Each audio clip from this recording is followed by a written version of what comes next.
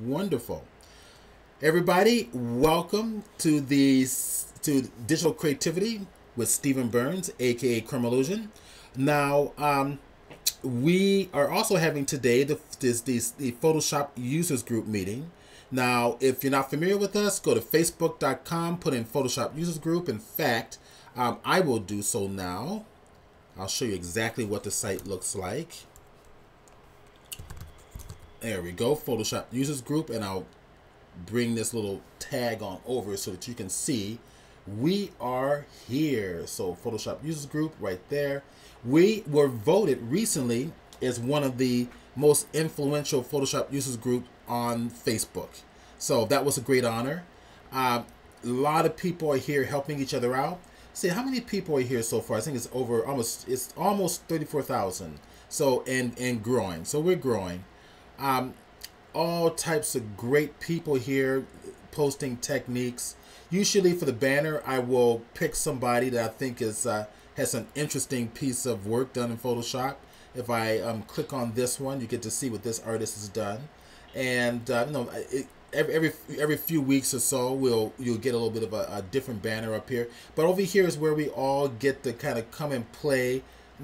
Post your techniques, post your artwork, questions you may have. There's always somebody there willing to help. Okay, so we have a special presentation today. Now, in fact, I tell you what, Gavin Phillips is here, and he has. Hey, Gavin. He's got a very interesting product that works as a companion to Photoshop, and I think you're going to find very, very interesting. So what I'm going to do is I'm going to just go ahead and let Philip take it away and share with you what the product is and how just how brilliant it is when it works in Photoshop. You guys are going to really love this. Okay, Gavin, why don't you go ahead and chat? If anybody has questions, I will stop and ask for you. Okay, that's super. Thanks a lot, Stephen. I really appreciate that, and really appreciate everybody, coming out today to take a look at this presentation. My name's Gavin Phillips. The plugin that we'll be showing you today is Studio Magic. That was Studio Magic was created by a very good friend of mine and partner in California. He's not too far from you, actually, Stephen. Well, he's in just outside Los Angeles, in La Cañada, Alameda, and he created this plugin, and it does, it's sometimes referred to as a compositing plugin, but I don't like to pigeonhole it like that specifically, because you can do one thing with it or you could do many things with it. So although, I do refer to it as a plugin, I'm using Photoshop CC 2019 here. The plugin works with any version of Photoshop from CS5 all the way through CC 2020 and onwards. Okay, so it's always going to work going forwards. When they come out with another version, 2021, it'll work perfectly with those. But it doesn't work with any version of Photoshop before CS5, and it doesn't work with Photoshop Elements or anything else. So once you've installed it, it's a very simple installation. It's a double click pretty much. It shows up under extensions, and you just click on it to pop it up here, and there's two panels to it. So what's kind of neat about this is when we had this developed, it's very similar to obviously a Photoshop panel. Okay, so you can click and drag them out. These two Studio Magic 1 and 2, they work together. And they do different things. Okay, so we're going to go through, obviously the stuff that they do for us. But a quick overview. Studio Magic 1, it enables you using Photoshop as well with the cutout tool. It just saves you a few steps. The shadow cast is really neat. You'll see that in the demonstration, and then light brush. Now, Studio Magic 2 this is where it's, it's kind of the Swiss Army knife. So if you go to the, in Enviro here, you can see, snow, rain, fogged in, sunset. I'm not going to go through all of these tabs, but This hyperzap is really neat. We'll take a look at that later. Then you've got reflections. We get a lot of our customers who say, you know, just for the reflections, they really love it. It's you know, it's just super fast. Lighting effects, you get the light rays and everything, and then the compositor with the moon clock over the rainbow and a lot of other things. So I'll start off here with the reflections. Hopefully you can see all of this. So, you know, this is a typical example. We've got this, you know, it's a nice photo of this bride and groom. With the reflections, you know, you control the ripples, the cooling, a lot of other things. And with the compositor, you've got all these choices of different birds that you can add on the fly. So I've got, obviously, Alan called them waterfowl. They're obviously swans. I don't know why he called them waterfowl, but anyway. You can, you know, so you just click a button, you know, they pop up and you can reposition them, resize them. You've got, you know, complete control over what you do with these different elements, okay? And you can obviously increase the, you know, the ripples, whatever you want to do, basically. I'm just going to keep running it here. But like I said, I mean, you know, with that, it's something that's really handy. Now, with the Enviro, you've got a lot of things you can do here. So I've changed it to autumn. I can increase the autumn if I want to. You've always got a layer mask, so you can remove it from any part of the image. Now I'm going to make it into a snowy snow kind of effect. This is perfect, of course, around Christmas. Making up your Christmas cards, and now I'm just painting on the layer mask to remove it from her face.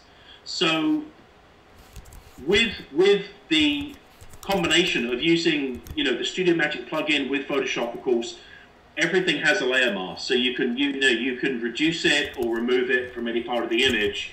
You don't want to be stuck with snow all over her face.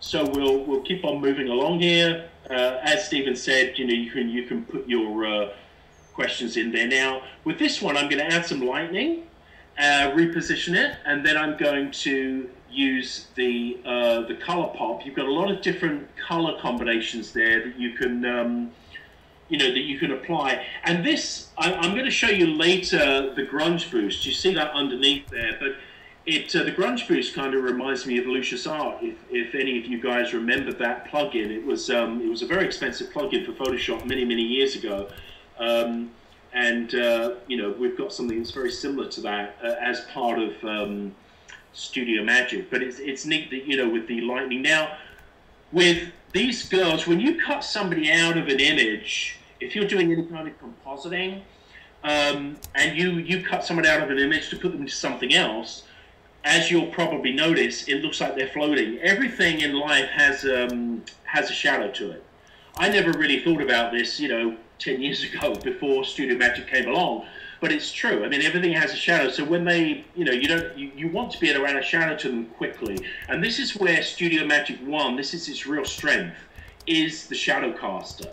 It's just a lot more convenient to be able to use this shadow caster than, so it's got this reference clock where it gives you the times of the day, and because what I basically did was, it was pretty quick there, but you can align it. We know what the, you know, where the shadow's going with the sun on the Las Vegas sign. So all I did was I just matched the shadows to the Las Vegas sign, and as we can see with the ballerinas here as well, and also this young lady on the shore here with the shorebirds. I just matched the shadow to the shorebirds, just a little bit of tweaking here. You've got complete control over everything. You can change the height of it, reposition it within everything's on its own layer. So now with these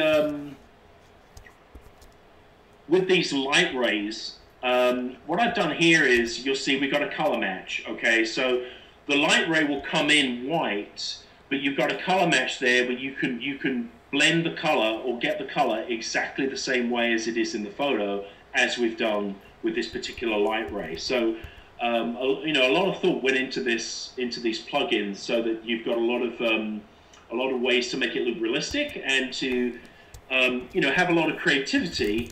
You know, that you wouldn't normally have if you're just working with a regular photo. So with this one, we're going to bring in another light ray. You've got a lot of light rays to choose from. You can resize them, you can blur them, as you can see, the intensity, drop the intensity down. You know, get it exactly the way you want it. Are there any questions? I don't want to, you know, rush through it too quick, and, you know, people have got questions. Anything? Any? No, not yet. No questions yet. Everybody seems to be enjoying the presentation, and we're getting upwards of over 30 people already. Okay, great. So with this young lady here, I just paused it for a second. This is, you know, would be considered a tricky cutout, because although it's whitish, it's easy to get most, you know, to do a quick selection in Photoshop, but the white would be embedded in her hair. And using a combination of the cutout tool in Studio Magic and you know, the advanced editing tool in Photoshop, using the brush there, you can just brush away the white. You know, but like I say, by using the combination of the two tools, we're using partly, obviously, Photoshop, and Studio Magic 1 with the cutout tool just saves you, you know, maybe 6 or 7 clicks. So we built it into the plugin. He's just finishing this up here. And then we could, you know, obviously drag this into any background that we wanted to. We'll just compare them side by side, and then I'll put them into, but we can see all of that kind of off gray color has been removed from the hair. And also, you know, these the plugins come with concise movie tutorials. Most of them were made by myself, so you know, if you're unfamiliar with any of these techniques, this will explain to you in the movie tutorials. Now, here's another one with the lighting effects. This shows how to bring in the light rays through the window pane.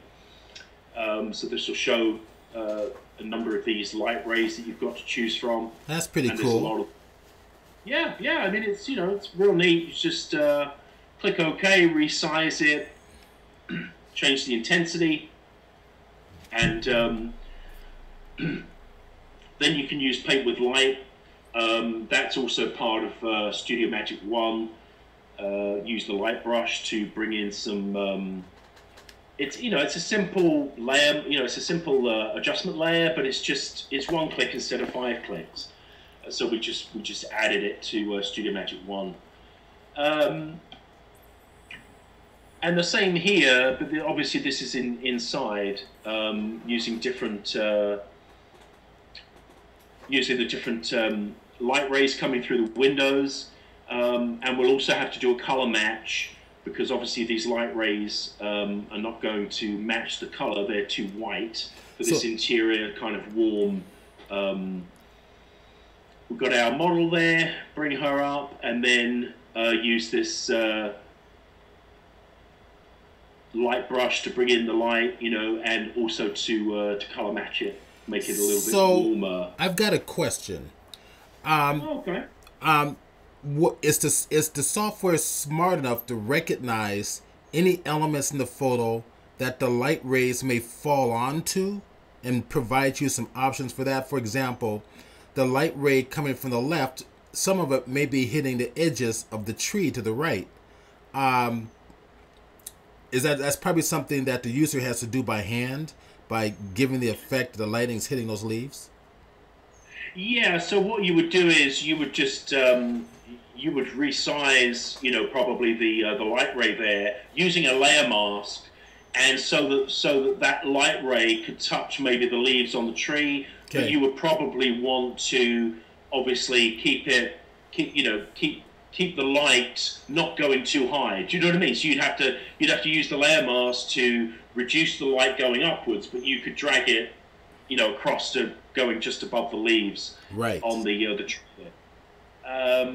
Any other questions while we're stopping here for a few seconds? No, not yet, but I'll stop you if there are. we'll soldier on here. Yeah, like I said, I'm just we're just using the color match to match obviously the lighting.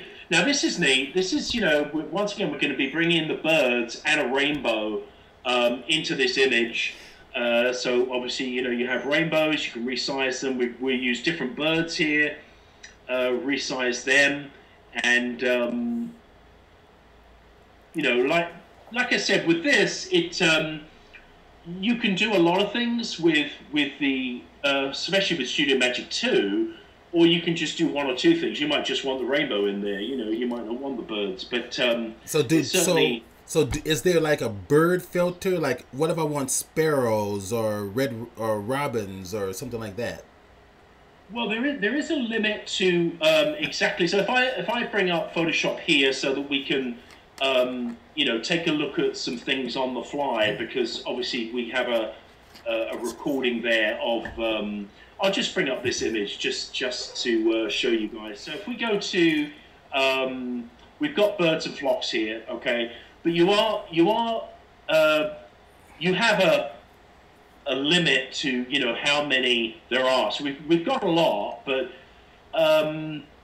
that's cool. So we've got flocks of Canadian geese, different flocks here. Some that are off in the distance there. And what's neat is just let me just have a look here. Okay, that's handy because Photoshop has a tree filter. You probably didn't know that. And it practically has just about every tree you can think of. Right. Yeah, that is pretty neat.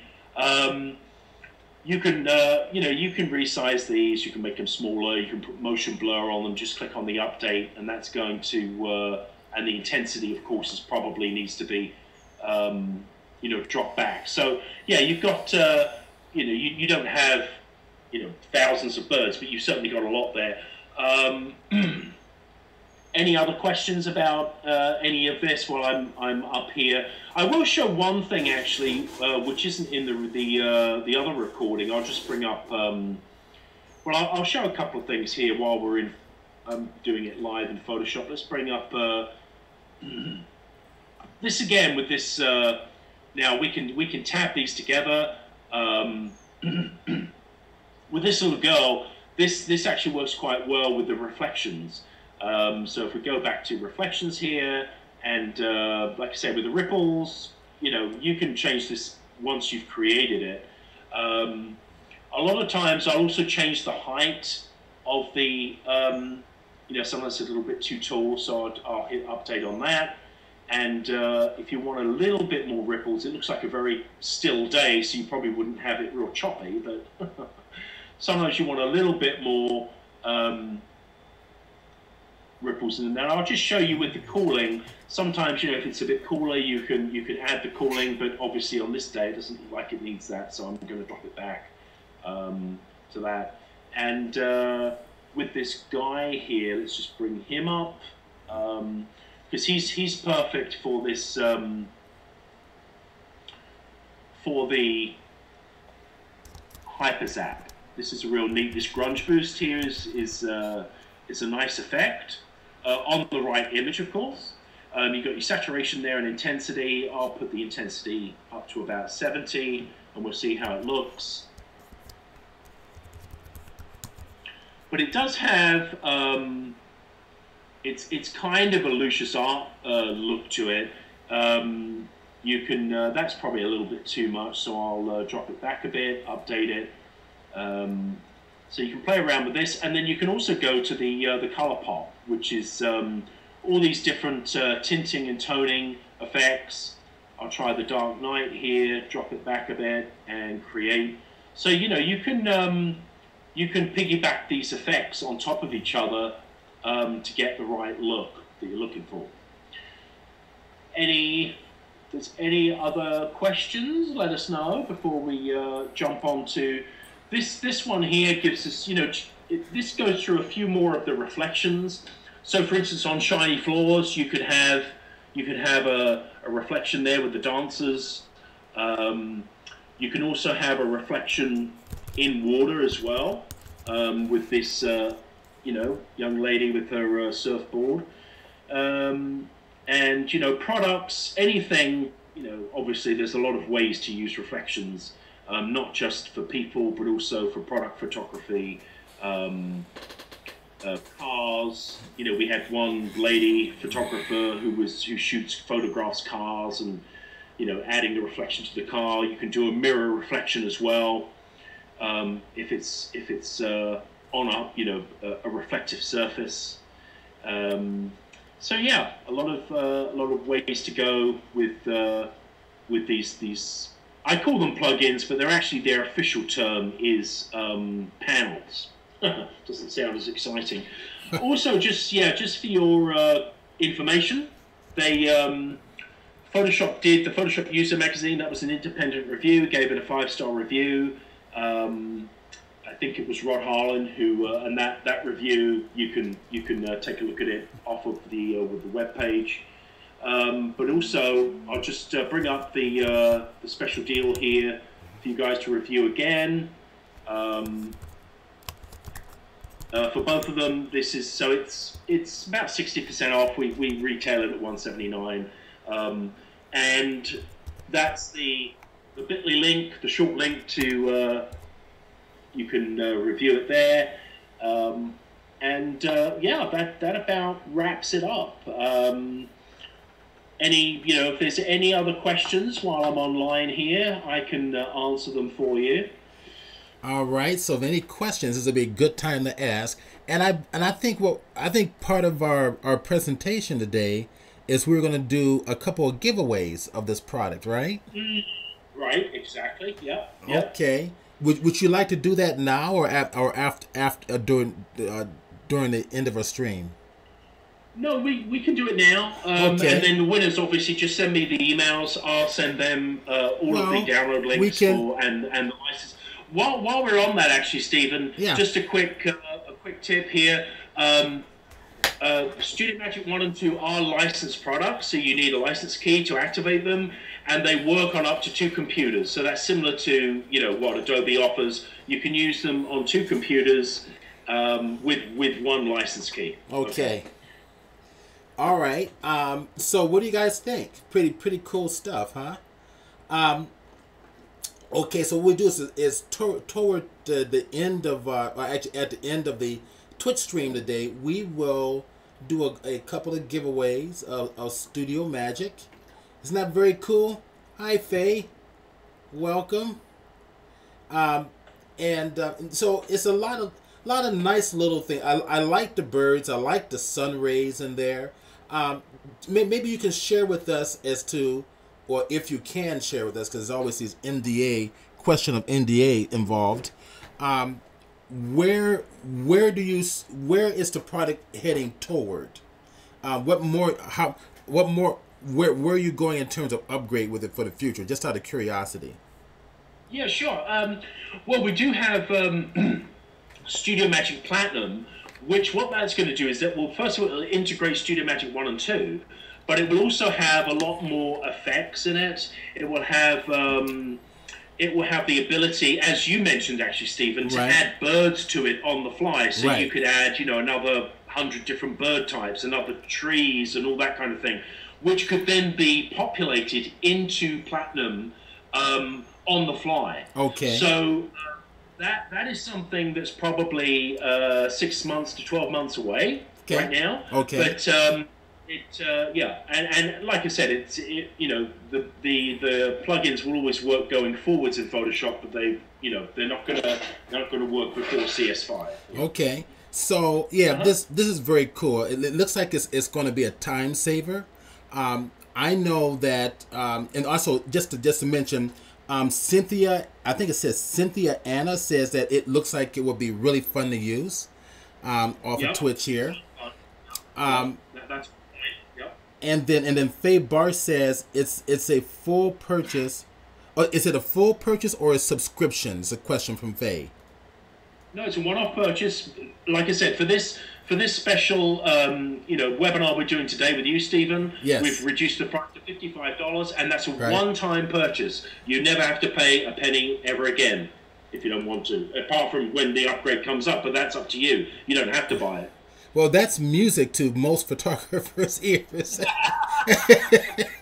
because they want to own their product. Faye says great, and it's okay. And what was the? Let's see. The cost is down to, was it $179? Is it, or $55? Yeah, it's $55. So the retail is $179. That's we're obviously that's crossed out.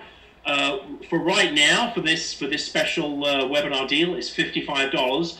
And to get that price, you want to go to the bit.ly link here, which I gave to you, Stephen. Do you need me to share it again? Or? Yeah, actually, here, let me go grab it real quick. So I actually put it on the Connect page.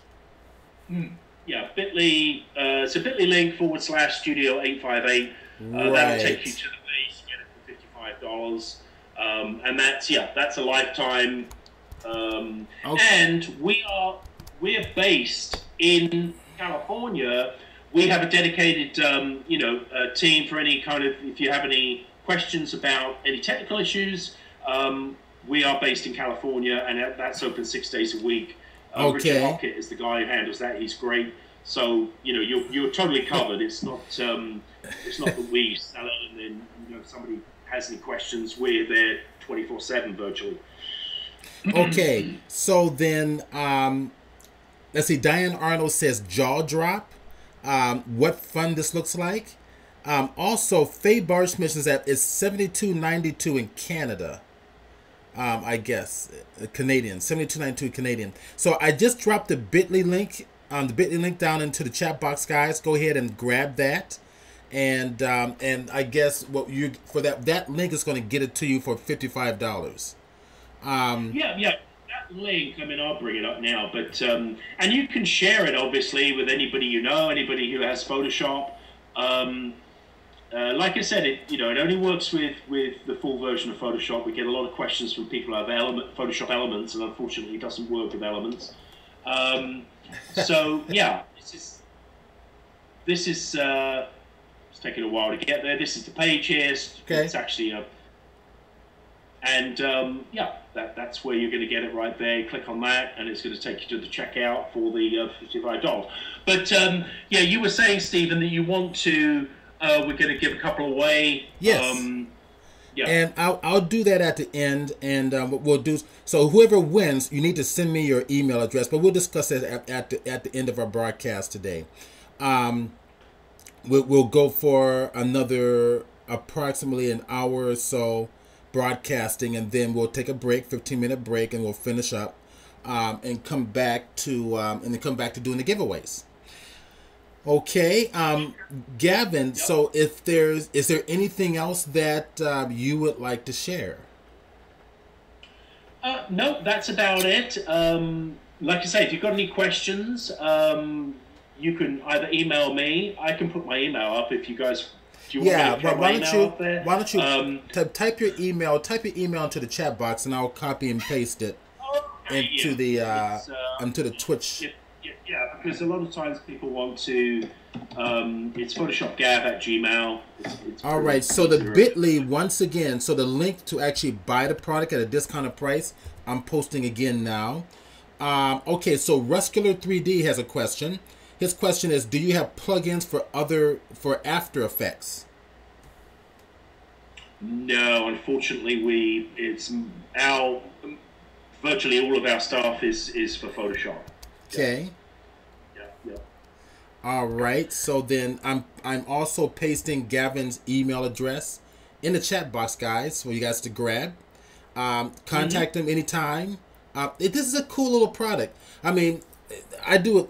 Everybody knows I do a lot of compositing and digital painting and 3D stuff, and I'm always creating my own lighting effects. And most artists that are working in the photo bashing way or a concept artist direction are always creating their own stuff, but they're also using a lot of pre-created lighting effects that they either photograph or they get from other plugins. So this will be really handy. I can see you adding a lot more to this than what you've shown to make this a much more of a comprehensive product in terms of of somebody who's really serious into compositing and creating a whole new vision. I just finished teaching a class for Hawaii Photocon called Going Beyond the Camera, which was very, very successful. We ended the class last week, and I have the 5-week classes coming up and being a Photoshop artist, and I'll talk about that more as well when I start presenting. But I can see this product actually starting to go into areas like adding leaves and trees and textures and right, and that's a lot of that stuff's going to be added with Platinum, but even with Studio Magic 2 now, which does most of it. Even if you just want to do one thing with an image, a lot of times you just want to add some birds maybe or a fraction or the light rays.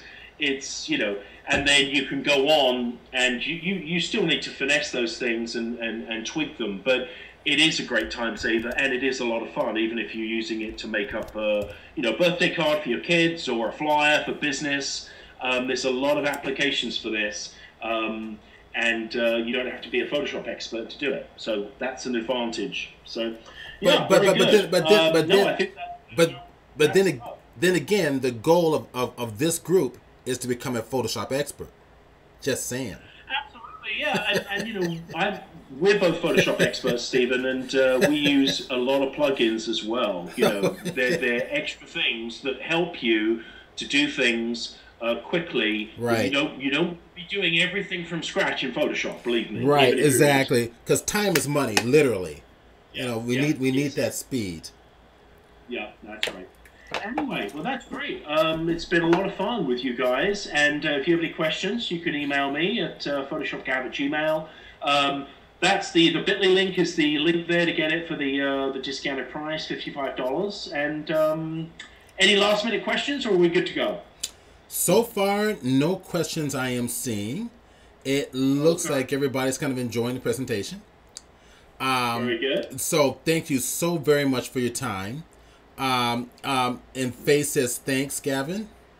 A lot of thanks for coming in. So yeah, this will be great. So I will be in contact, and with the winners. Ruscular says it's a very tempting deal. Yeah, it really is, Ruscular. It could be nice, something for your workflow particularly. Ace Hoffman says, sounds like something I can't live without. You know what? It's $55, guys. It is not going to break your wallet in the least, and all it's going to do is add to your workflow. Diane Arnold also saying, thanks. Very fascinating addition to the toolbox. Rusco 3D says, I could use it for moho animation. Ooh, yes, you could. That might be an idea, something a little different. Well, that kind of go along with the question of whether or not this will be released for After Effects, since After Effects is kind of a motion design program. Might be something to consider in the future. Yeah, absolutely. That'll be nice. So okay, great. So then, Gavin, we'll let you go and we'll continue on here. Thank you so much and for your time. Guys, there you've got it. It's the Studio Magic. Studio Magic. Very cool. All right, let me gotta take this out of the way and minimize it. All right. Very, very cool. So, fun stuff. I mean, there's all types of... I've met him through LinkedIn. Actually, I've been getting a lot of connections through LinkedIn lately.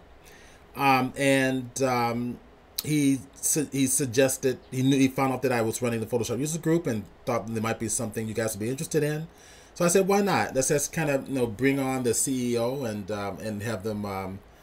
kind of share what their product is. So hopefully you guys enjoyed that a little bit. So now we can get into a little bit more of the fancier stuff in Photoshop. And we don't really touch on this next subject that often. It's rare that we do, which is working in LAB in Photoshop. So Faye says, it would be a very nice birthday present for you. Uh-oh. Boy, did everybody hear that?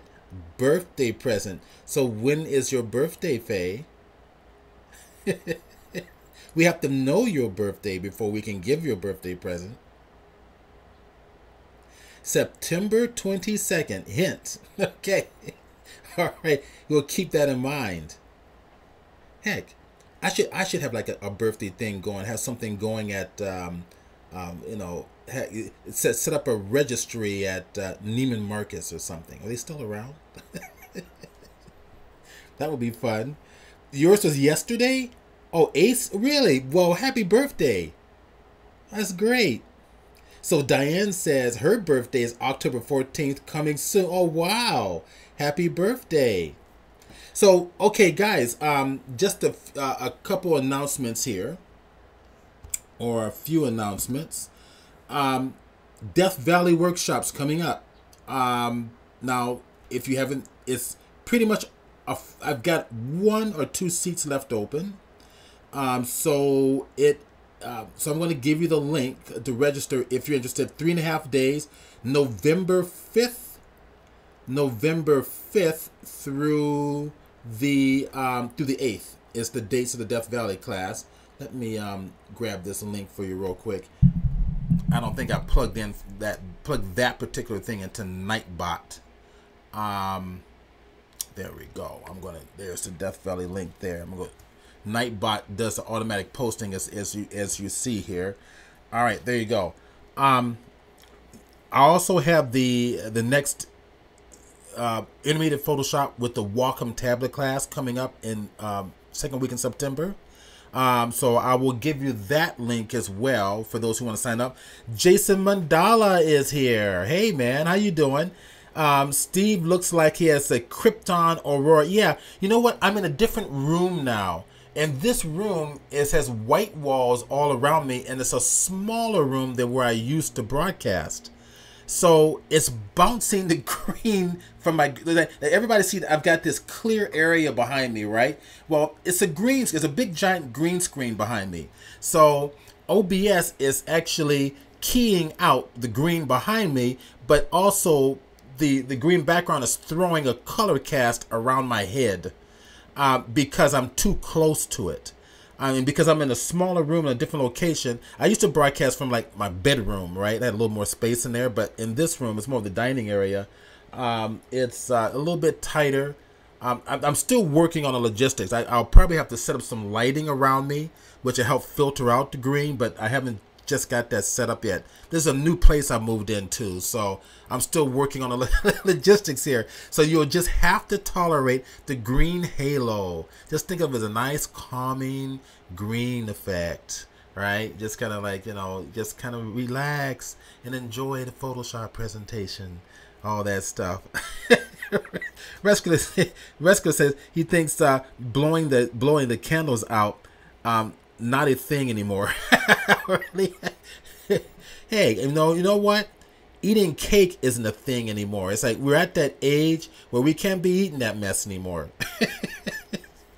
Unless you're exercising a lot and you eat really well on a regular basis, you can't be eating all that stuff anymore. So now, unless it's like a gluten-free healthy cake, my girlfriend makes some fantastic gluten-free products. I mean, oh my gosh. Gluten-free cakes, gluten-free waffles. She makes. She's a very good cook, and she can't eat gluten, but so she always prepares these gluten-free meals. And what's interesting, and I'm sorry about a little divergence here into eating, because you know me, if you follow me on Facebook, I love to eat. I love good meals. Well, she's a very good cook. So you eat gluten-free stuff, it's like I notice my stomach doesn't bloat up. If I eat something with gluten in it, it's an opposite result. So yeah, I try to eat healthy as possible. Quite a look. So Diane Arnold says she likes the green behind me. Ace says, just assume you had a few too many dental x-rays recently. Boy, are those? Is that radiation that strong? Huh, interesting. So Ace Hoffman says, just assume that you had a few more. Oh, I already said that one. I already read that one. Okay, so Rescue is saying, a poster of a Subway sandwich on the walls. Steven has a poster of a Subway sandwich on the walls. I don't quite get that one. Subway? Oh, you're talking about for like the gluten-free talk I was doing here and eating healthy and all that stuff. Subway is not that healthy. There are better places. A lot of sandwich shops are not, deli shops are not that healthy looking. So, Resco says, I always see you with a sandwich during your presentation. No, you do not. That's not true. I mean, I rarely eat sandwiches unless I make them. But I like good meals. I like good. If you want to make me angry, take me to a restaurant that serves a bad meal. My dad's a chef, so I'm used to eating good. You have to treat me nice when you take me out to dinner. Okay. Oh, okay. All right. Okay, so we have more time today because our presenter ended early, so I can kind of talk about some other stuff in Photoshop as well besides the LAB concept. Let's see. There was something that he mentioned. And I already forgot what it is. Yes, I am, Rescla. I am a little bit hard to please. Yeah, I am. Madala, I'm totally... Jason, I'm totally a food snob. I'm totally a food snob. You know that. You go out to dinner with me all the time. And it's like, it's got to be a good place. It's got to be good. I mean, your meal has to put you in good spirits, and it has to be healthy for your body. So if those two criteria isn't matched, healthy for your body and well prepared to put you in good spirits, I don't want anything to do with it at all. I will not eat at a fast food restaurant ever. No Carl's Jr.'s, no McDonald's, no In-N-Out burgers. Sorry, ain't gonna happen in my life anymore. So I used to shoot food photography back in the day when I was a full-time photographer. That was how I started my career into the visual arts business, as I was a full-time commercial. I went to school for photography, got my certificate in photography, and I was doing a lot of special effects, commercial stuff, corporate brochures, food photography, weddings, corporate events. I was doing everything to survive, but I just loved photography. But my real love was the fine art of photography. I showed in galleries, museums internationally. A lot of it was mostly my landscape and nature, black and white landscape and nature photography, which we're going to talk about a little bit about some of the black and white aspects and how important it is to your photographic workflow.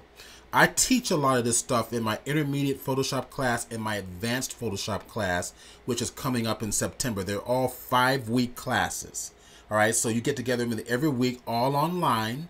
You guys will be coming on with me through Adobe Connect, where you will be live with your microphone and headset, with everybody speaking to one another, where you get to see my screen, and if you have any issues, I get to see your screen, and then you switch back to my screen. It's live and interactive, and I limit it to only 8 people in the class.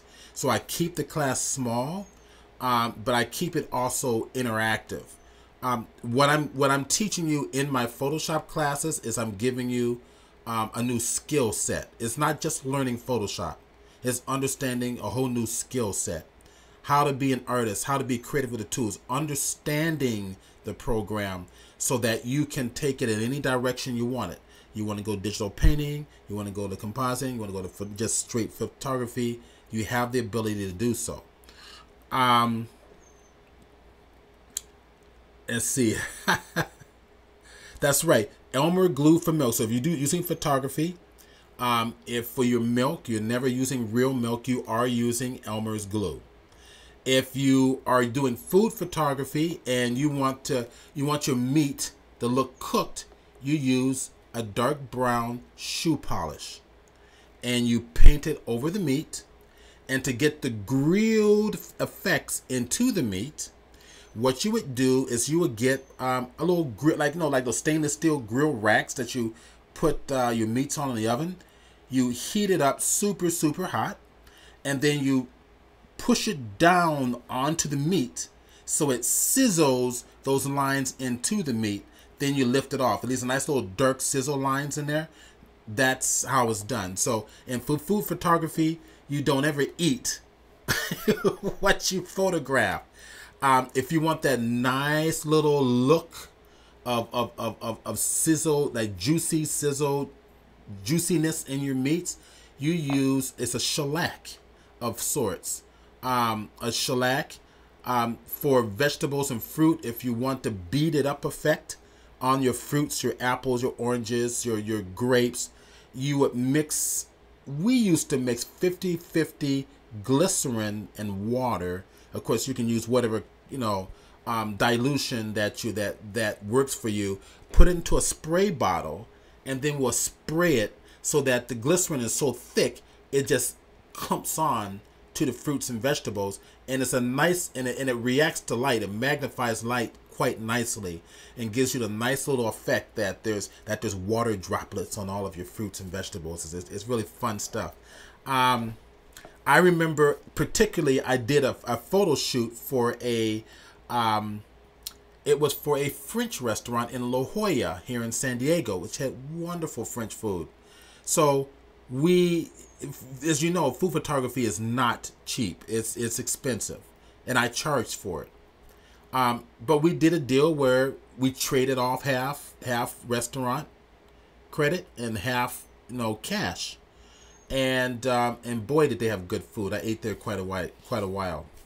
I don't think they're there anymore. I even forget the name of the restaurant. We did a lot of food photography for them. It's a lot of fun. I made a lot of mistakes in shooting food as well.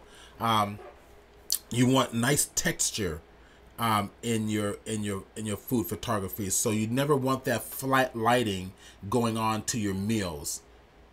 We have a little more time today, so we kind of diverse a little bit here from the official presentation, but this is a nice little conversation to have, because a lot of our members are photographers and always wondered how this stuff is done. And you want a nice contrasty cross lighting, so you show texture in your meals and your food. I remember one time I screwed up a shoot on that because I wasn't paying attention to it. The client wasn't happy, but it was a learning experience. Never did it again. So all right. Let's play a little bit.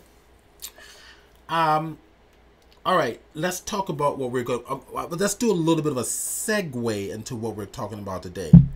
We're going to be talking about LAB, the LAB color space. Its advantages, and its advantages to you if you learn it. I'm trying to remember the author's name. Let's see, John Pryor. If you're still here, what was the name of the author that wrote the Canyon Conundrums? I don't even think I have the book here anymore. Larry Vogel let me borrow the book. I think I had to return it back to him. What was the name of the author? I have a brain fart today. And I know you don't know. Do me a favor right here. Let me look it up. I tell you what. That was just silly me. I should have just looked it up, right? We'll look it up together. It was a book that really opened my eyes to LAB workflow. It was called the Canyon. In fact, even Conundrums. I don't even know how to spell conundrum. Okay, All right, let's see. Canyon Conundrum. There we go. That's it. Found it. This is it here. Okay, LAB photo. This is the book that really opened my eyes. Actually, it was this one. This is actually the cover. And let's see, who's the author? The author is, Dan Margulis. Margulis, I think is how you pronounce it. Brilliant. Absolutely brilliant in terms of understanding depth. Now, Dan, let me if I click on his picture here. Okay, I see he's written several books. Dan, I think his background was pre-press. But he made some inroads into understanding Photoshop, particularly in the LAB space, that I thought was absolutely brilliant. And I mean absolutely brilliant. The book is not for beginners and it's not for intermediates. It's for advanced users. So you have to have a good advanced understanding of Photoshop. It's the color channels, it's color spaces, how to use them. You know, if you're going to understand the book in its fullest capacity. I thought, in my opinion, that he was one of the most insightful in understanding image editing. He's not an artist, and if you look at if you ever watched any of his presentations, he's never trying to create art. He's trying to get you to understand how to use Photoshop to improve your snapshots, right? But the workflow was an advanced workflow. It was a very, very cool workflow, and I will share that with you today. My friend Lee Veris, also good friends with Dan Margulis, often has variations on his theme of utilizing LAB. What I'm going to share with you today is something that one of my students showed me that I'd never really thought about. And now I use it regularly, which I know that you guys will probably start using it regularly after today's presentation. So LAB color space. Let's see if we have anything just real quick. LAB color space. Let's see if there's a fast little visual description. Nope, there isn't. I'll have to show it to you in Photoshop. I thought maybe it'll be something here. Sometimes Google Images have some handy educational stuff. Okay, so let's go play. Let me get out of here. Let me go over here to my SD Pug folder, which is the folder I've been planning to use today. And let's go to something, a very simplistic use of managing your details. So now what LAB is going to do, and what I'm going to kind of share with you today, is to go back to the basics, foundations of good image editing. Too many of us are sloppy, and I mean the vast majority. The reason being is that the vast majority have never gone to school for photography, never learned to understand how to edit your imagery. You can definitely see the difference between somebody who's gone to school for it and been educated and someone who has not. And the workflow has a lot to do with it. So when I went to school, we worked in black and white only. You weren't even allowed to touch color until your last semester of the photography program, where you had the privilege and the experience to work in the color printing darkroom and work with those special color printers that every lab would have. They put out a full color print, as opposed to being in the darkroom working in black and white. Black and white was critical because it was the foundation of understanding. I mean, the absolute foundation of understanding your depth and producing depth in all of your imagery. Today, we've gotten completely away from that. And yeah, I'm pointing my fingers at photographers, you guys. Okay? You didn't get a good foundation of photography, so what you're doing is you're doing it the Adobe way. Now, Adobe, can we blame Adobe? Well, partly. But Adobe is responding to you guys who didn't go to school for it, who wants to do things in an easier, faster, no-brainer way. So what happens? We start to get this watered-down portfolio of photography coming out of everybody's ears all through Facebook. So right now, I'm just telling you the way it is, why we are where we at with photography today. So back in the day, I would say when I was going to school in the 80s, we had master photographers. We had Ansel Adams, Ray McSavany, was Ansel System, John John, Answer Adams' assistant, John, we know who it is. I'll remember. My brain is just so, I'm still tired. We had master photographers. When you saw their work, there was no doubt you were looking at the work of a master. Who do we have today that we follow as a master? It's kind of hard to put your finger on a person. So we have a number of people, number of portfolios that lacks that foundation. So let me share with you what I'm talking about. One of the faults of photographers. I'm going to go ahead. This is a raw file, CR2 file, and I'm going to go ahead and open this up. If I hit enter on the keyboard, we're going to open this up into what we call Adobe Camera Raw. Okay, of course, Adobe has played around with altering the latest interface to match that of Lightroom. And I've just got a crash report. Wow, already? No, don't send. Go away. What just crashed? Was it Photoshop? No, I think it was. I think Photoshop just crashed. No big deal. We'll just open it up again. We go to Bridge, double click it. That'll open up Photoshop, and that will open up ACR. We call it ACR for short. So let's go play with this. This is a shot that I took in Death Valley. Let's see. Okay, so Mandala says, I want to make sure I didn't miss any other questions.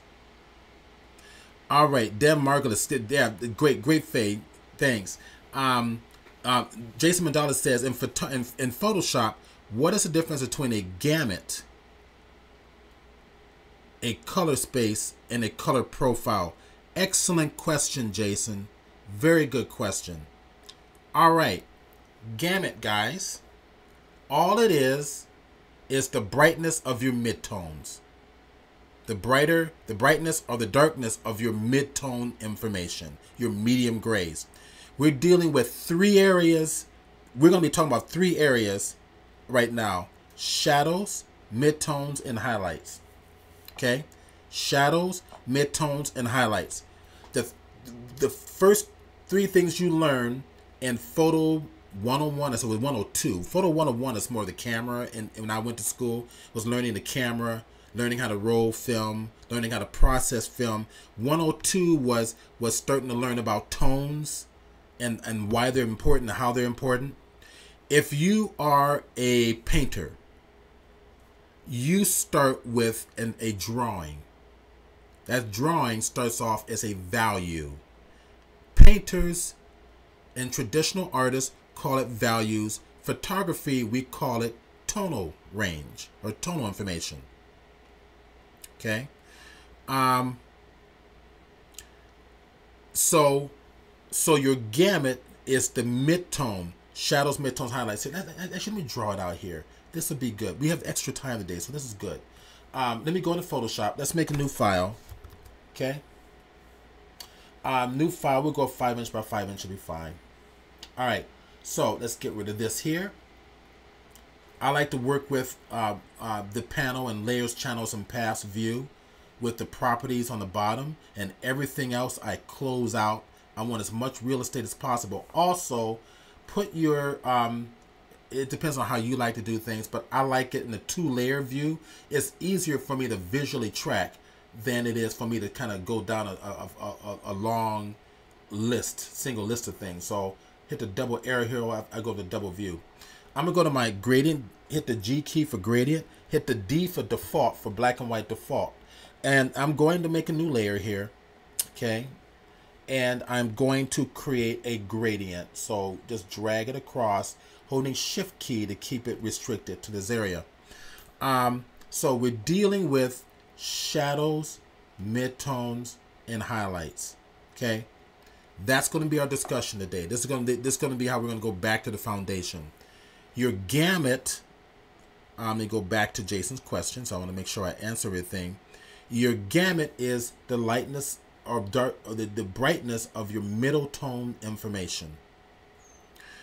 The next question after that he has is color space. Your color space is a physical space that's been allotted. Well, let me put it this way, because this is kind of connected to your profile, right? I think was another part of his question. Color profile. Your color profile, depending on the profile that you use, encompasses a certain color space. Srgb stands for small RGB color space. That's the color space your JPEG is using. And most labs out there would prefer you to use sRGB because it's a very manageable color space. It's a smaller color space. In other words, it gives you a full range of RGB. It's a smaller range of RGB color, but visually it's going to look pretty damn good. You have Adobe RGB 1998. So if we go into Photoshop here, if we go to Edit menu and we go to Color Settings right down here, we're going to have options here, right? So it's asking you, what color space do you want to work in? Photoshop gives you the ability to work in any color space you want. These color spaces are important because they're important to calibrating your system. Calibrating your system is important because you want to make sure that what you put out on your printer or somebody else's printer or their commercial company's printer is going to match what you see on your monitor. That is where color profiles come in.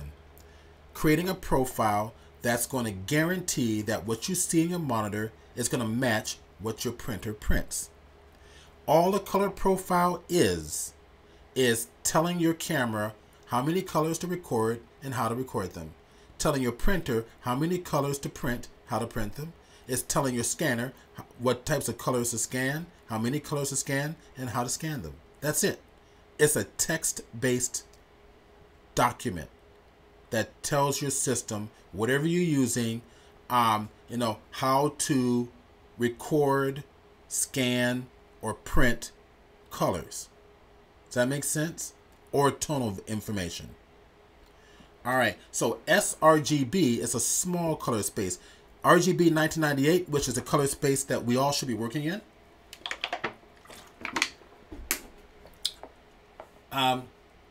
If you look at my color settings, by default, they defaulted to the sRGB 1966. That's a small RGB color space. I prefer to be working in, if we go to the very top, Adobe RGB 1998, which gives you a larger amount of colors and a larger amount of tonal information than the sRGB color space. Let's see if I can find something real quick online. And let's look up color spaces. Color space models. All right, this is stupid. Oh, I'm sorry. I'm in Amazon. Silly me. All right, there we go. Color space models. All right, let's take a look at this. Let's see, can I get a bigger view of this? Okay, let me see if I can get a bigger view. If I hit Control Plus, will I get bigger? Yeah, it does. Okay, let's see if I can pull that on over. All right, got it. All right, so here are your color spaces. These color spaces are going to be embedded in your profile that tells Photoshop what colors to view and how to display them, right? So matte paper, if you're going to use matte paper, printing paper, inkjet printing paper, this color space where it's pointing to is this little wiggly line there. That, in other words, within the RGB color space, which is your red, green, and blue, and your cyan, magenta, and yellow, this color space, which is your visual color space, this amount, this little wavy, curvy line, that is the space that your matte paper is going to have the ability to print. Okay, I know you guys have more questions. I'm gonna get back to these in just a second. That's the space that your matte paper is going to have the ability to record It cannot record up the sRGB, which is a smaller triangle here, which is grabbing a little bit more of red and blue and a little bit of green. You've got your Adobe RGB color space up here, which is this middle triangle right there.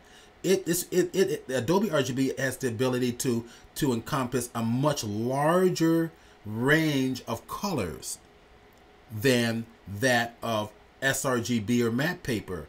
Now, remember Pro Photo, guys, the new one that everybody's kind of like, there's this big controversy over. Pro Photo is allowing for your HDR imagery that we can now do in Photoshop. Look at the color space it's got way out here. Okay, currently, keep this in mind. Currently, I'm not aware of an inkjet printer on the market that can actually produce that color space. None of the Epson printers that I'm aware of and or the Canon printers can actually produce that Pro Photo space. Now, a lot of printers and photographers like to use this, right, for their particular profile between their Photoshop application and their printer, okay? But it doesn't have the ability to print that. The most practical color space to use, in my humble opinion, will be the Adobe RGB. sRGB is easy. Any printer can produce that. Most printers will pretty much, tap out at about the Adobe RGB. Okay, so that's the color space I like to work with in Photoshop. Okay, all right. So that, at least that gives you a better understanding of color spaces and profiles. All right, let me go back. All right, so Rescuer made a comment. You would think photography would be, let's see. Not quite sure what you're asking there. The instant digital results. Yeah, you might want to re-ask your question there, Rescuer. Okay, so John Pryor says, a lot of reports of bad behavior in Photoshop after last update. Okay, yes. Every time there's a new update, I have bug problems. So, agreed, John. All right, Ace Hoffman says, always send the crash reports if you're not in the middle of a live show. The programmers need them. Very good suggestion, Ace. Very, very good suggestion. All right, let's see. I think that's the last question that I have there. I think the rest are comments. And all right, so in Adobe Photoshop, my recommendation is to set your color space, your working color space within Photoshop to Adobe RGB 1998. Here, under the management policies, when you get an image in Photoshop, they're not always going to be your working color space. They're going to have other profiles embedded in the image. So within the image that a client gives you, it may have another profile. And it's up to you whether or not you want to preserve that profile and or convert that profile. I like to keep everything consistent all the way through. And there's arguments for preserving or converting, but that's up to you. So it gives you your three spaces that it works optimally in: RGB, Cmyk, or grayscale, and you can choose to convert them if you like, right? So that everything you bring in is going to have the same color space or options as the color space you're working in. Okay, is that making sense? So I'll go ahead and click OK. So that's under your color settings, and you'll access that under your edit menu color settings. Okay. You can also assign a profile to an image. So if a profile doesn't have an image does not have a profile embedded in it. Like if you go through ACR is going to embed a profile automatically. You can't help that. But you get to tell it what profile to embed. But through assign profile, you get to tell it. Say change your document profile can affect the appearance of layers. Yeah, we know that. Don't ask me that again. Click OK. And you can tell it what profile this is going to be. I'm going to want my working profile. Now, remember when I created this document, it was in the sRGB option. Okay. It was not in the Adobe RGB 1998. So it knows that. It's saying this is the profile that is in right now. Now, look, if I see the difference, I'm not sure if you guys can see it. I'm going to see if I zoom in a little closer. All right. Now look at the tonal ranges over here to the side. RGB. Now let me go to profile for Srgb 1998. See, there's a slight difference. There's a slight change because now Photoshop is telling it use the color space for Srgb only, and the color space for Srgb is much smaller, has a smaller capability of recognizing tonal ranges than Adobe RGB. Adobe RGB allows you to see more, right? So Adobe RGB, and click OK. Now, if I want this to be accurate to the Adobe RGB color space, now that I've changed my settings, I can close this out. I'm gonna close that one out too. And I can make a new one. Command and Control N. 5 by 5 inch, right? I'm going to keep this RGB. That's good. That stays there. And right down here under the color profile, instead of Srgb 1966, see that here under the new document on the right hand side, I want Adobe RGB 1998. And then target create. Boom. So now, how do we know that this is an Adobe RGB 1998? I am going to go to my edit menu, color settings, and that's for the document. I'm going to go to edit menu, assign profile, or convert. You can convert your profile as well, and it should be the same. You are working in Adobe RGB right there. RGB 1998. It automatically recognizes I'm working in Adobe RGB 1998, so it has it automatically checked. If I want to change it, I can go to profile and select any look, oh my gosh, what the hell? We got millions of profiles. Remember, all a profile is telling your camera how to record, what colors record, and how to record them, and so forth. Well, look, we got profiles for Fujifilm. We got profiles for HDTV, for Kodak. We got profiles for Alienware, Color Academy. Look what more we have down here. We come down here. We got all types of stuff, okay? So, if you're buying a special type of paper, inkjet paper, you can get profiles for that particular inkjet paper. Okay. With digital, now Rescuer is asking, with digital quick photo processing, you would think we would have more experts in photography. I'm not so sure about that, because you have to understand that photographers never, as a whole, never really did their own printing, right? They took the picture, composed the picture, and sent it to a photo lab for them to do all the magic on it. I worked at photo labs, professional ones. Photodyne was one of them in San Diego. A major, and they cater to the commercial business. I worked in Pro Photo. I've worked at Visual Productions. I worked at a lot of labs in San Diego. And photographers, pro photographers, did not do their own printing. They sent it to a lab. So no, so your statement won't be true, because they never did their own stuff to begin with. But now they're thrown into a era where you got to do your own stuff. They're going crazy. They hate Photoshop. They're scared of Photoshop. They don't understand profiles like they should, and how it works between your monitor, your computer, and your printer. Okay. So John Pryor says, did we just lose the broadcast, or is it just me? Okay, no, everybody else says I'm still here. So it's just probably your bandwidth, John. It'll come back. Okay, Ruscular says he's good. Okay. All right, now, okay, so I'm going to click cancel, and I'm going to go back to my presentation, shadows, midtones, and highlights. I'm going to hit my G key for my gradient tool. This is what we need to be paying attention to. Okay, shadows, midtones, and highlights. We'll put some guides here so we can kind of isolate these guys off, so it's like a little visual thing. All right, shadows, midtones, and highlights. This is what Ansel's been teaching for decades. If you are, and I started to talk about if you're going to start a painting, you start with it with a pencil sketch. It's a value.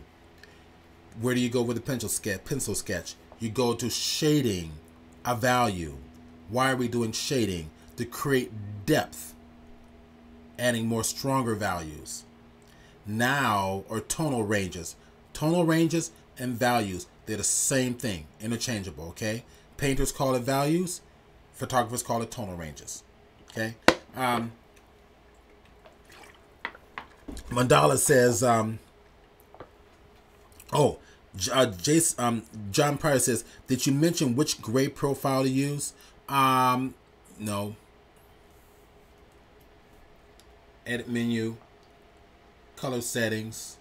There we go. So in grayscale, now leave that alone, because what you're doing is, if you're going to have a printer like a newspaper company print your image, they're going to tell you what to use for the grayscale on the spot.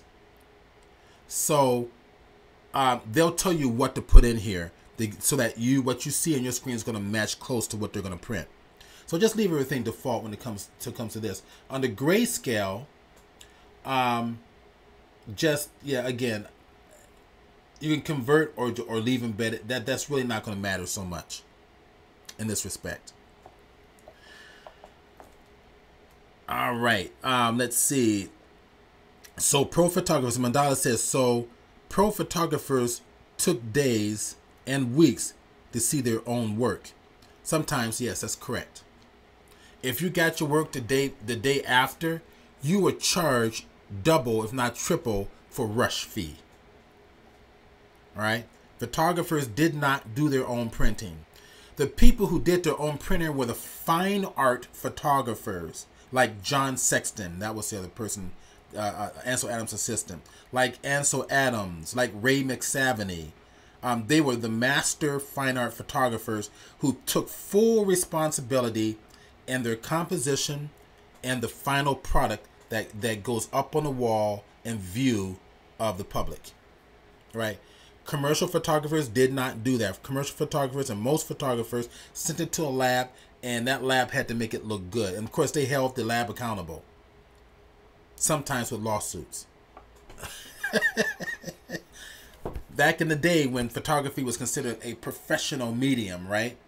You were fully responsible for the proper care of the negatives, making the contact sheet, making proof prints, and then producing a final high quality print for your client so they can take that and use it for advertising purposes. Back in the day. Now it's all done through Lightroom, right? Everybody's got Lightroom. No lab is involved. Labs are all out of business mostly because we can all now do it digitally. And we can do it from at home. So create a nice little contact sheet in Lightroom, send it to your client. They're happy, right? And you use Photoshop to produce the final print. Okay, so shadows, midtones, highlights. Okay, so this is where I was going with this. Inside of, let's see, let me go to bridge here. Let's pick an image I think it's going to work very, very nice here. The way that most photographers are working right now, I'm going to pick a nice little, I think this will be a good one. I think that's a good one. Pushing down the space bar gets me a full view. Let me just take another option. I've got these here too. You know what? Why not let's use this one as an example. That might not be a bad example. I'm gonna look down. You know, this is not a bad example either. Okay, we'll go with this one first, and then we'll go back to the other. This is a JPEG, not a RAW file. We'll come back to the RAW because I want to work some of this when I'm going to show you on the other one as well. So to get into the RAW, your shortcut is Command R. So Jason says, kind of crazy. I wonder how many photographers tried to blame the lab for underexposed shots. A lot. Oh my gosh. If something went wrong, you blame the lab.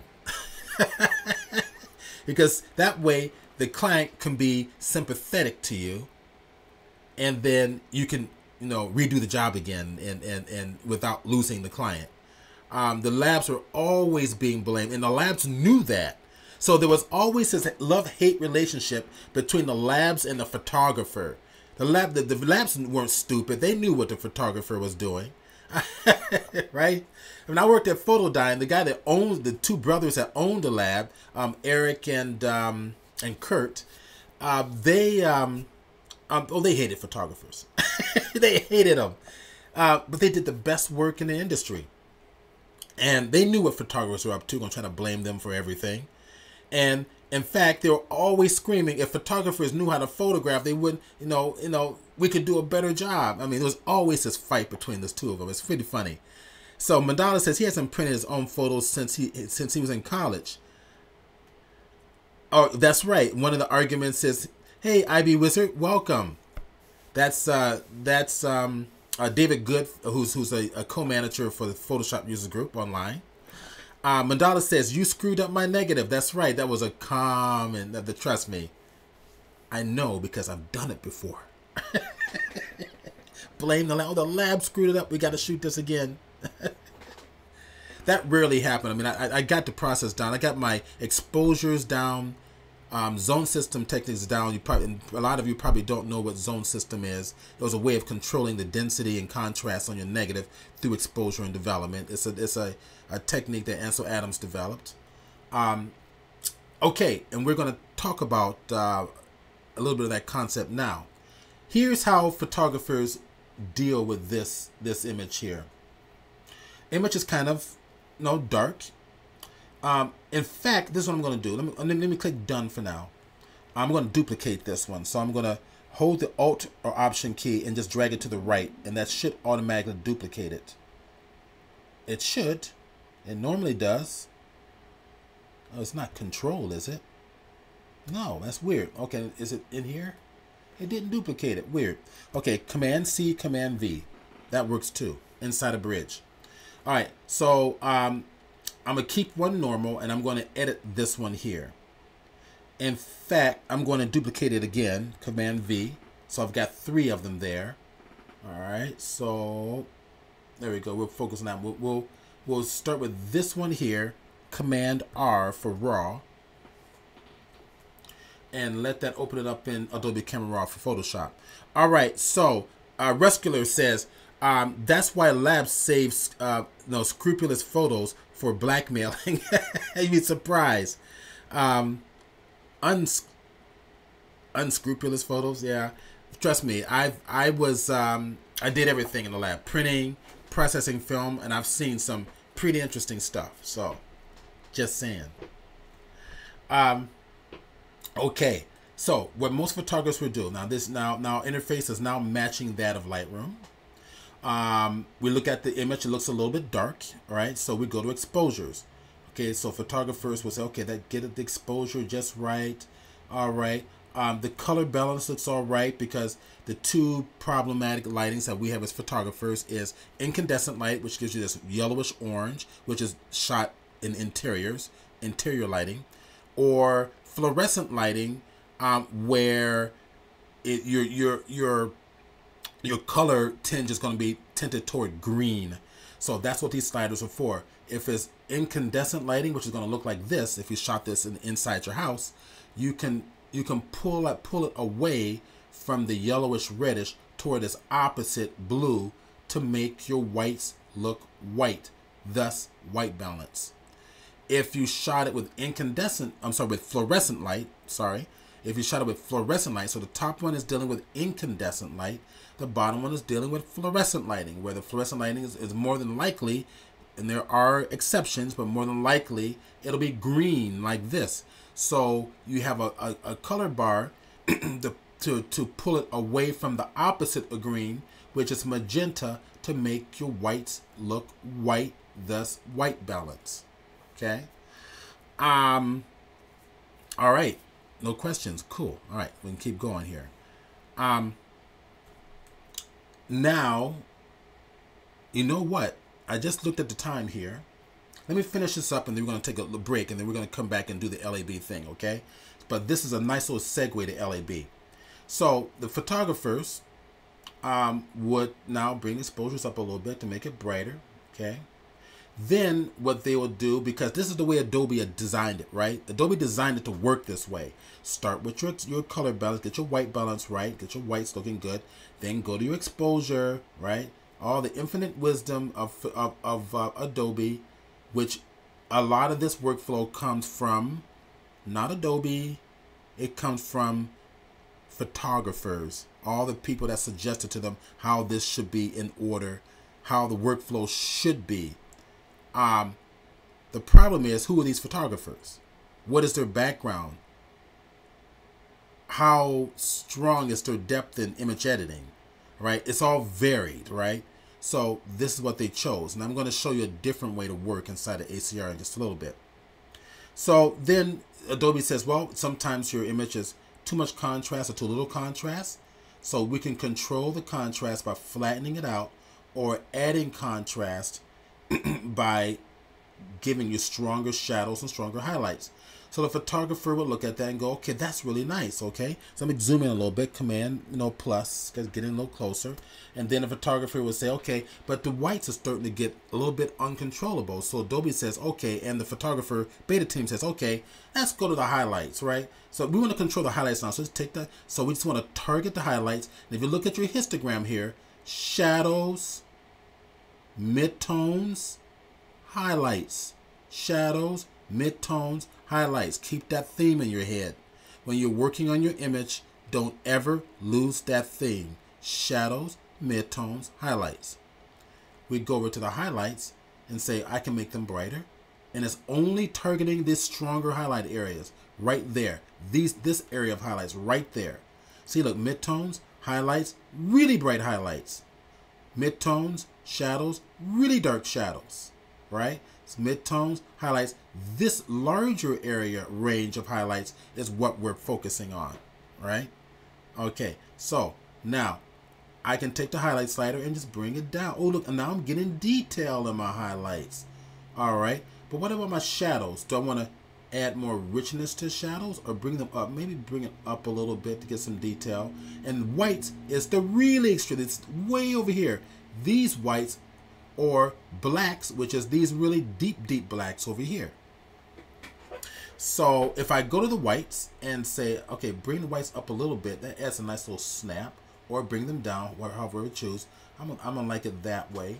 And then blacks, again, is targeting the richer blacks and make them richer, or maybe something like that in there, okay? Of course, texture is targeting your highlights. It's adding contrast to the highlights. It gives you a sharpening effect. So if I pull this over to the right, actually, let's actually zoom in closer. Okay, so you can really see this. Pull that on down. Okay, so go to texture. Texture is contrast adjustment for the highlights only. That's it. Highlights only. Okay. So highlights, midtones, shadows, shadows, midtones, highlights. Keep that theme. Keep that mantra in your brain. Texture, pull it there. See that? It's targeting only the highlights. Clarity targets only the midtones. So looking for your medium gray, these areas right there, targets those midtones and adds contrast in there. Which, see? So a photographer will look at that more than likely. Remember, this is a snapshot, and it's good for this presentation because we can start with something simple. Now, if I go to extreme blacks, maybe I can pull up some detail out of this lower leaf or lower bud down here in the bottom right corner. Let's get in closer, pull it on up, and go to blacks and see what it does. Now, you can see the blacks is targeting more of that background. So it may or may not work. It may need, the magic of Photoshop to deal with this little bud there. Okay, so let's see. That's why labs. Oh, I see. I already read that one off. Okay, there's no new questions. Okay, cool, good. So everybody's following along with me here. Now, I'm going to show you a different way of working. Right? There's your saturation. So, or vibrant. So if you want to pop up the strength a little bit there, you have to add your vibrance and saturation. Now, if I go to saturation and pull it up, understand what these sliders are doing. It's looking at your RGB values and pushing them up higher to 255 white, right? The higher the saturation, the brighter the RGB values, the higher the RGB values are going to be, whether you use saturation or vibrance, right? So I'm going to double click them to reset them back to 0. But the photographer will probably look at this and say, okay, let's do the vibrance. There we go. And they may just stick with this. Okay, I'm going to save this one and say done, because we're going to do a comparison.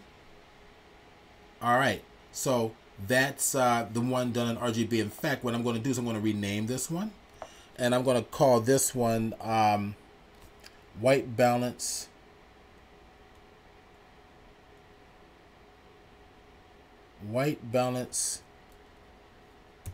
RGB. Or no, I'm gonna call it, crap, sorry about that, I didn't mean to swear. I lost my image. Go, what did I do? Let me go back. Is that where I am? Coastline. Go back again. I lost my place. I was in SD-Pug folder. All right, let's go back to the top here. There we go. This should be right in there. I got so much stuff on here. Presentations, SD-Pug. There we go. There we go. All right. So I'm going to call this one, yeah, we'll call it RGB ACR.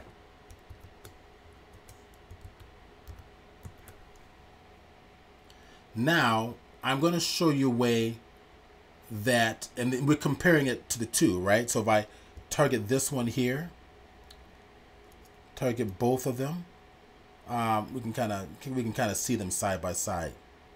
Now we're going to go back to working in black and white. We're going to do this differently now. Now all I'm doing is I'm showing you a skill set workflow. Most everybody uses ACR like that. Here's the way I prefer you to work. And in fact, what I'm going to do is we are going to take a 15-minute break, okay?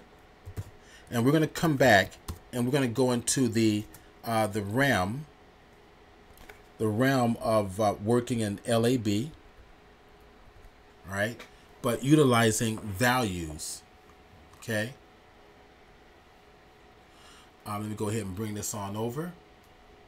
And there we go. Let's go maximize that, and I'm going to reset that back to the 15-minute mark. Okay, there we go. 15 minutes. I'm going to pause the recording. I will pause the recording on. There we go. Cool. Unpaused. Back after break. Second half of our presentation. Let's see. Let's go into Photoshop. Okay, so now just to continue on for a second part of our presentation for the LAB workflow, or my particular workflow of LAB in Photoshop. I'm going to show you one last thing. Now here is how most people are utilizing Adobe Camera Raw. Now I'm going to show you another way. I'm going to go ahead and Command R and open that up in Adobe Camera Raw once again. Okay, so here's the way that I recommend. We're going to go back to understanding, black and white information that is a foundation of our craft. That's what Ansel Adams built his whole career on, is using values as a way to produce mood and feeling in your work. All right, so the first thing you're going to do in this flower is you're going to go down and get rid of the color. Why? Because color is a crutch. It's a big crutch for us. So we don't really see the detail that the values are producing because color is in the way. So I'm going to pull this down to saturation. It's up here in the basics panel, at the very top, at the bottom of the basics panel, very last option actually, and we're going to pull out all the color and we're going to take a look at this. So you're going to learn how to enhance your color and your values in this one step. And if you look at this, and I'm going to go Control Plus to get in there, it's flat, isn't it? Uninteresting and boring. Not much mood at all. So we are going to enhance this. Let's get in a little closer. Okay. We're going to come up here and we're going to look at this in terms of a value-based image. And you can see there's not a lot of crispness between each petal because the values in here are too close together. Your dark values and your mid-range values and even your higher values are a little bit too close together to one another, which is producing a flat image. So if I come over to here and I'll start with our exposure. See, we're ignoring white balance because we're no longer dealing with color. We're going to bring up the values a little bit, and what exposure is doing is it's brightening or darkening your shadows, midtones, and highlights equally. Those three value sections. Now what I want to do, I'll pull it back a little bit so I can see the whole thing as a unit. Okay. All right, so bring up exposure just a little bit. Okay. Now what I'm going to do next is I'm going to bring up the shadows. The shadows are a little bit too dense back here. There's a reason why I'm bringing up the shadows, because I'm going to bring back the shadows using another slider. So go to my shadows, pull them up higher. The reason I'm doing this is to gain detail in these lower areas. Now, if I get in closer, I'm starting to see detail in these lower ranges. I can go to the blacks and bring them up just slightly. There we go. All right. Now I've got detail everywhere. The next step is to bring back the depth. We need that richer detail to produce depth in our image, thus producing nice sharp edges. What we're going to do is we're going to use one of the newer edition sliders to Adobe Camera Raw called dehaze. So dehaze, what it does is it targets your lower values, your utmost lower values in your scene, and allows you to control their richness, their depth, or their darkness. If I take dehaze to the left, dehaze is only targeting the lower values, therefore bringing them up higher, thus giving you a sense of haziness. It's kind of pretty though, right? But I want to produce depth, so bring dehaze the opposite direction, which look already you're gaining a stronger sense of depth in your image, right? This affords me the ability to go back to the exposure, maybe bring it up a little more. Now that means I need to go deal with the highlights. Highlights are getting a little bit brighter, and take the highlights down. There we go. Now we're gaining detail back in the highlights. Okay, let's just bring it back down. Now, because I've been targeting shadows and highlights, now notice, just take note here. I haven't touched contrast because that's the devil. Don't bother with it. You want to control your shadows and highlights independently. Because I've been adjusting shadows and highlights separately, I've messed with the contrast within the mid-tone area. We don't go to contrast, as I just mentioned. We instead go to the area that's going to adjust the contrast for mid-tones only. That's clarity. Let's get in closer. Control plus. and we go to clarity, pull it to the right, pull it to the left, softens it, and maybe an effect that you want, you know. In this example, I'm going to pull it down, and it starts to gain a stronger sense of texture and depth. Remember, texture is the contrast in the highlights. Pull that to the right. See? Look at that. Nice and sharp. Now, let's pull this down. Much better. I'm going to take dehaze down just a little bit more and see what happens. There we go. I like this. I'm liking this. Now, for your saturation, remember where your slider was? 0 was exact same location as vibrance. Now, watch what happens. Look at where I am, and I'm already getting the color back effectively. Look at that. Look at where my saturation slider is. So if you're going to be a technician about this with Photoshop, what's happening here?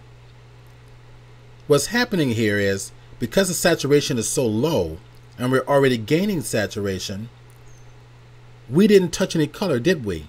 We have more saturated color, more beautiful color, than if we just work the vibrance, right? The vibrance and saturation option here. So what's happening here is that when you told ACR to go to no longer see color and you just work the values, what ACR did was it threw you into LAB, the lab mode. You didn't know that though, right? But that's what it did. LAB separates your values from your color, and we're going in that direction just a little bit. So when you brought the saturation back, because you enhanced your values so that your image looked more dynamic, now the color is reacting to those values, thus giving you a much more interesting looking image. If you want to, you can always bring more saturation, vibrance in there if you so choose. It's always an option. If I click done, see, you can see the difference. All right. So if I select the standard ACR, right, and put them side by side, see if we can pull this on over.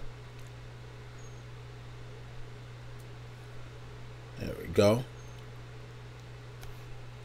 See, you're gaining more depth with the flower to the left, right? Here it's softer. Maybe it's a look you want, maybe not, but the whole concept is what have you learned from this? All right, so Mandala says, you're not a photographer, but that seems kind of bad to use terms like texture and clarity instead of technical changes happening. Instead of the technical changes happening. Well, that was what Adobe and a beta team decided to come up with. All right, now let's go into LAB in Photoshop. All right, I want to pick an image.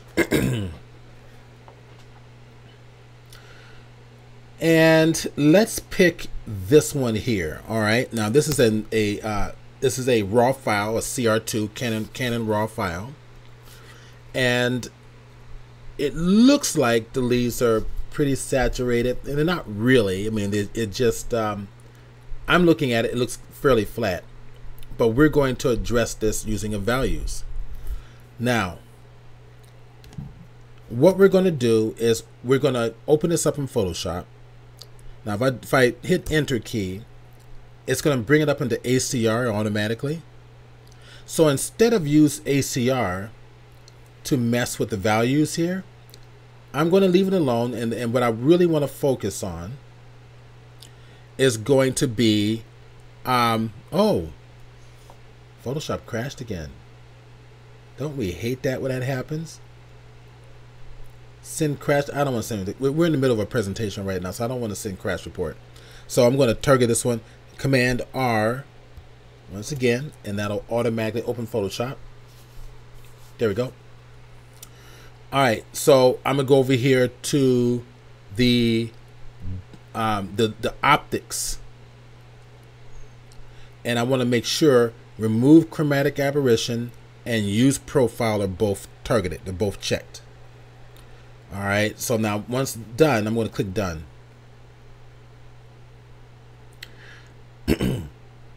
So here's where it gets fun.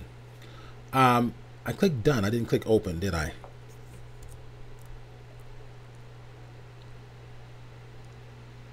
Let's bring it, open it up again. It'll bring it back into ACR, utilizing the last settings that we told it to have. There we go. And let's give it a hot moment to open up here. There we go. Ah, there it is. That's interesting. That's very interesting. There we go. All right, so I'm going to close this one out. I don't need this anymore. Well, I'll leave it up just in case I want to come back and make a point. Now, I'm going to close this panel out. I don't need it. Now, let's go play. And I'm going to check my questions as I'm talking. Oh, IB Wizard's giving me a hard time for Photoshop crashing. That's not nice. Command J. We're going to duplicate our layer. And now what we're going to do next is we're going to alter the color space. So all this talk of color space and profiles and all this, now we're going to go into a whole nother color space. Image menu, mode. This is how you adjust your color spaces. Immediately, you have several options here. The check mark's telling us that we are in RGB. Well, we are going to now go over to alter the color space to LAB, lab color space. So target it. I'm not going to flatten it. I want to keep my other layer there. And image menu, mode, and now you can see you're currently in LAB. Now, what else? How else can I tell? Your channels. I'm going to grab the channels, pull it on over to the left so that you can see what's going on here. LAB. One channel of luminance, L, and two channels of chrominance, which are your color channel. Why is this in medium gray value forms here? Because color has no black and white in it. Color has no values in it. Color is either pure red, pure green, pure blue, or any other color. It's always going to be a medium gray range value. Always. So, A channel represents two types of color, magenta and green. B channel represents another two types of colors, yellow and blue. So one is the warm color, yellow's your color, and magenta is your warm color. Blue and green are your cold colors. Just keep that in mind. All right, so lightness is your full tonal range image. All the values are all fit inside this one layer, okay? Now, how does this work? Well, if I want to increase saturation and contrast, I'm going to accomplish that. Well, I should say the contrast. I'm going to accomplish that inside of the lightness channel. The beauty of working in LAB is its workflow allows you to duplicate these channels. So since all of your values are in this channel, and I want to add some depth to this, if we take a look at this right now, it's very flat, right? No rich, darker values. No real bright upper values, right? This is all medium gray. The leaves are fairly medium gray. There are no whites in this image really, and the blacks are, and the tree trunk itself is not really a really rich value. So what I can do is I can edit this particular channel. What I'll do is I'm going to duplicate the channel by dragging it to the icon to the left-hand side of the garbage can, and I'm going to alter this. I'm going to alter this And I think what I'll do is there's a bunch of different ways to handle this. I'll probably just use curves for this example here. So Command M for curves is I'm in the lightness channel, and I'm working on what's called an alpha channel because I've duplicated my original lightness. You don't want to work on your original lightness channel. You want to keep that untouched because you may need to go back and use it. So in the lightness copy or alpha channel, I'm going to just kind of enrich the tree trunks so they come down a little richer, a little darker. I'm going to now put a point dead center and keep the midtones where they are. So I'm using points to anchor my midtones, but I do want the lower values to go down a little bit. So I'm going to add a point to allow the lower tones to kind of slowly slope and curve downward to get this richer, deeper area. And these additional points that I'm putting in now helps anchor that shape. Next, I want to deal with the highlights. I want these leaves brighter. So then I'll take the brighter values, this range right in here. Remember, the midtones have been anchored, and I'm going to pull this up a little bit. And I'm having a little bit of a problem because this is restricting it to the upper, the brighter, extreme brighter areas. I want a little bit of that midtone because why? Because those leaves are midtone range, right? They're not white, they're midtone. So I'm going to have to go to the midtone and pull it up a little bit. See? There. I'm going to get rid of that one for now. Bring up the midtone, and I might want to go just below the midtone and bring right about, I'm going to keep that down, but go right about here. Pull that back up. Pull that up a little bit. I may have to get, I've got too many points here. I'm probably going to, there we go. So I've got too many, there we go. See that? See how the leaves are getting a little bit brighter now? So I'm just targeting those leaves. So we have a little bit more of a dynamic range of an image. All right, so once I alter this, let's go to our original image. The reason we have the color range here is because of this channel, this lightness channel. This lightness channel is producing that color range. I don't want to use this channel. I would rather use this channel. And let's see what the difference would be. So what you do is this. If I target the lightness channel, I can bring in the lightness copy, right? So that it will replace the original blase black and white lightness channel. So with the lightness channel targeted, I'm going to go to my image menu, and let's make sure I've got this right here. I got to make sure everything's targeted.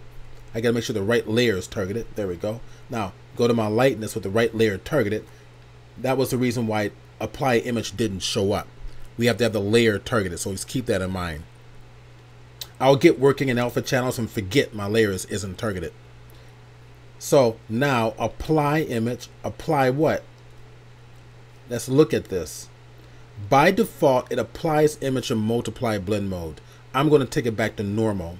So what we're looking at is the original lightness channel.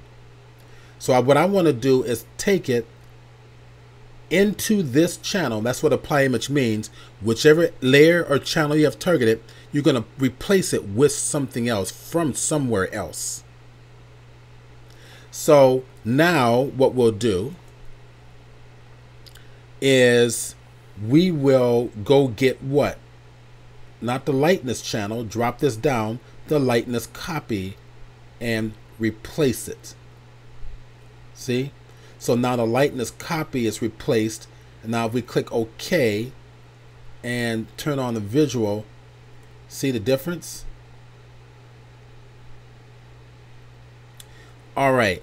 So before and after, before and after. Okay, so that was just a basic rundown in terms of why LAB is kind of important.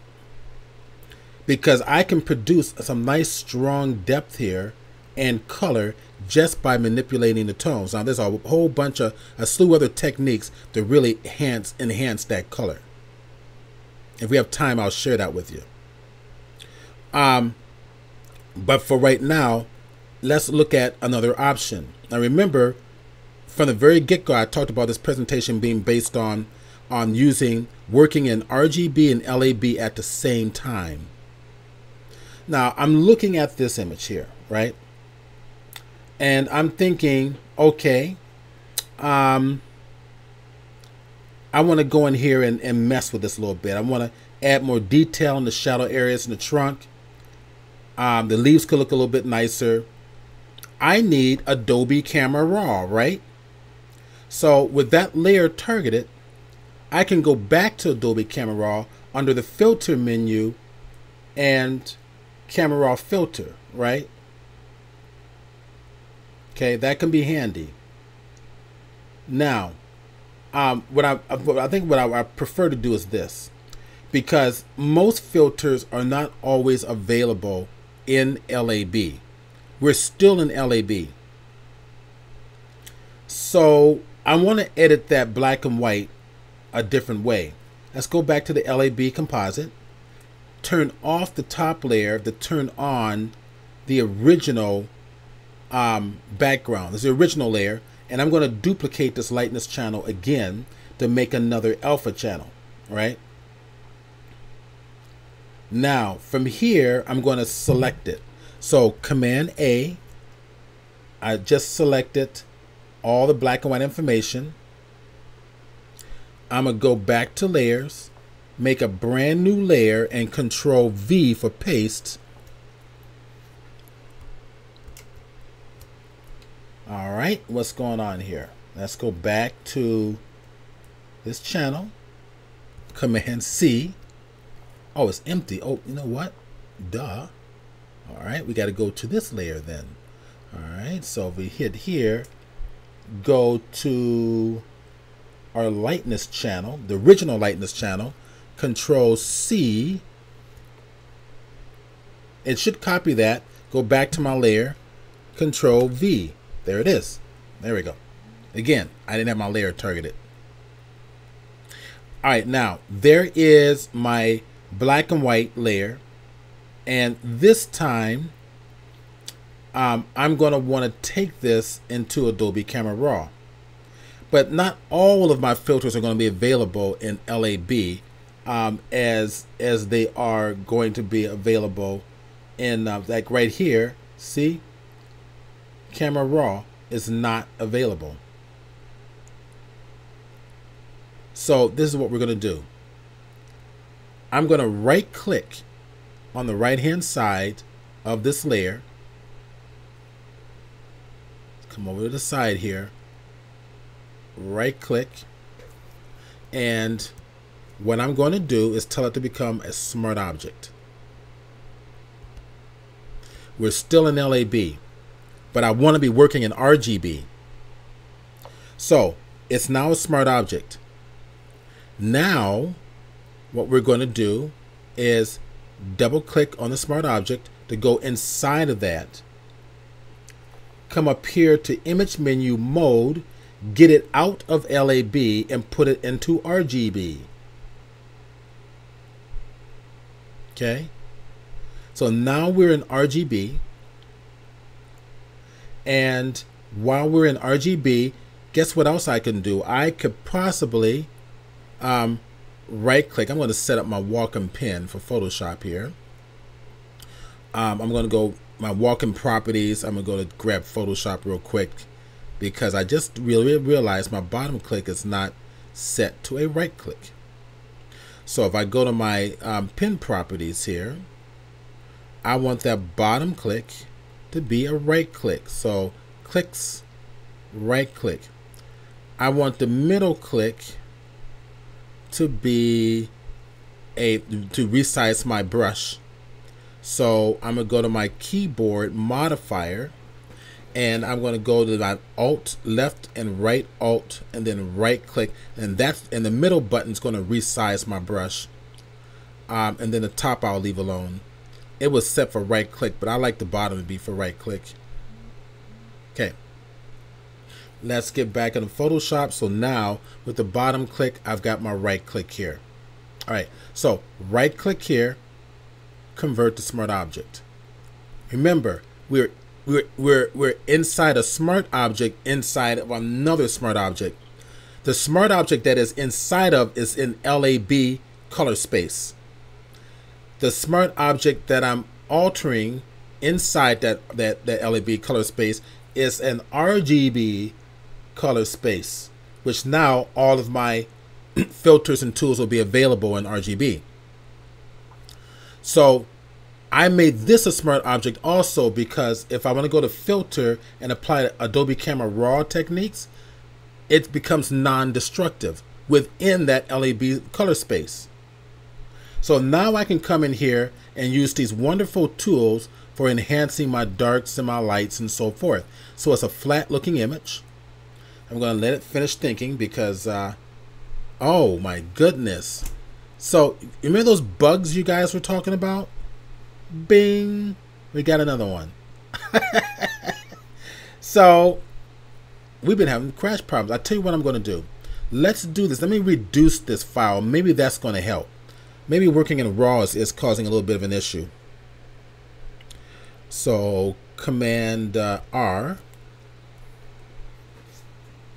We're going to go in RAW. All right. And right down here, I hit this link just so that I can come up to the top here. I'm keeping it in RGB, and instead of a 21 megapixel file, I'm going to resize it. And we'll just take it down to what? Pixels, we'll say. That's in inches. We can go to pixels. I think 1,000 will be fine for this demonstration. That's resize to fit width and height. And there is, isn't there a, let's go to dimensions. Let's go to 2048. That'll be large enough. 2048 by, what is it? Oh, I forget. Here, this may be easier. Let's just go to megapixels. That'll be faster. We'll go to 5 megapixels. I think that'll work. All right, so click it. Okay, that'll reduce it. And then what I'm going to do is save this out. Click the little down arrow here. I'm going to save it out to my SDPUG folder. So desktop, presentation files, SDPUG. There, okay. That's the folder it's going to go into. Make it a JPEG, and we're going to call this one Yosemite. This is from my Yosemite workshop. Workshop I did. So Yosemite leaves. There we go. And that should work just fine. So I'm going to go ahead and save it there. All right, so if I click done, it should be in there. So if I come down, there she is, Yosemite leaves right there. All right, we'll do this again. So let's go ahead and open this up in Photoshop. What's nice is ACR now opens up separately, independently from Photoshop. It used to be you had to have Photoshop open in order for ACR to be open, but now you can open it up separately. Let's see if there's any questions here when I'm thinking about it. Nope. Okay, there are some questions. John Pryor mentioned that is working in L channel of LAB the same as working in the K channel in CMYK? Yes, that's correct. All right, there we go. Let's get rid of that there, and let's see, is that even up? So this is the original RAW file. I'm going to close that one out. And this is the Yosemite leaves. Okay, we're back. So what we did was we went to mode, LAB mode, because we want to work in lightness channel. Pull over the channel so we can see them together. So there's my lightness and there's my color, right? Just to prove this to you guys, in the A channel is your magenta and green. How do we know that? If I go to Control M for curves, your medium curves, no effect. Anything higher, it's going to be warm colors. Anything lower, it's going to adjust your cool colors. So if I pull this up, more magenta, warm colors. If I pull it down opposite to its opposite color, more green, a cool color.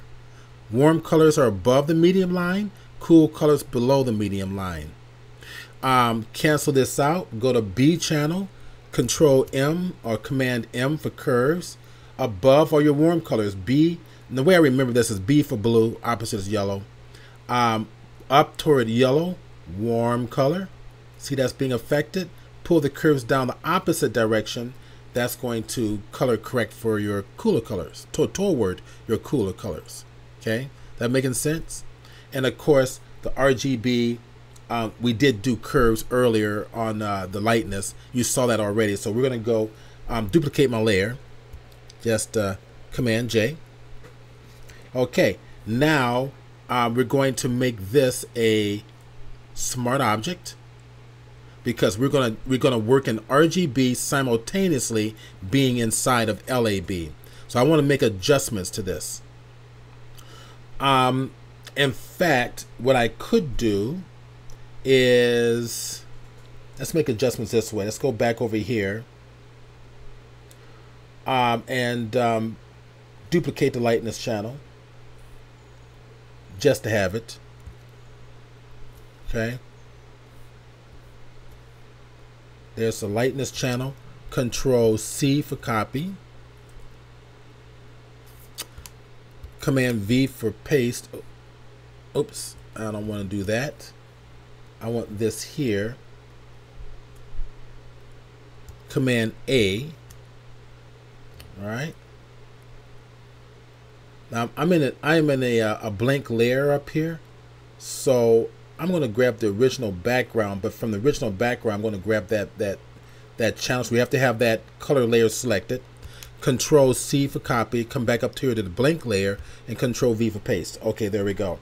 Now I will now alter this into a smart object. Okay. Double click inside the smart object, make that a smart object because I want a non-destructive workflow. Let me cancel that out. Non-destructive workflow, right click on the right hand side and make that a smart object. I'm going to save this one, Command Shift S, just in case. I'm going to go back to my desktop. Let's go over to my presentations folder and go down to SDPUG, and I will make a brand new folder, final results.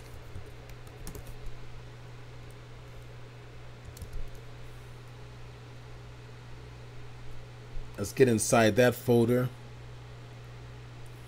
All right, now Command Shift S once again. This was in PSB. I'm going to save that as a standard TIFF. That way my operating system will be able to see it again. Keep it LZW. All right, now we go. Now we're going to go to work. We're inside the smart object.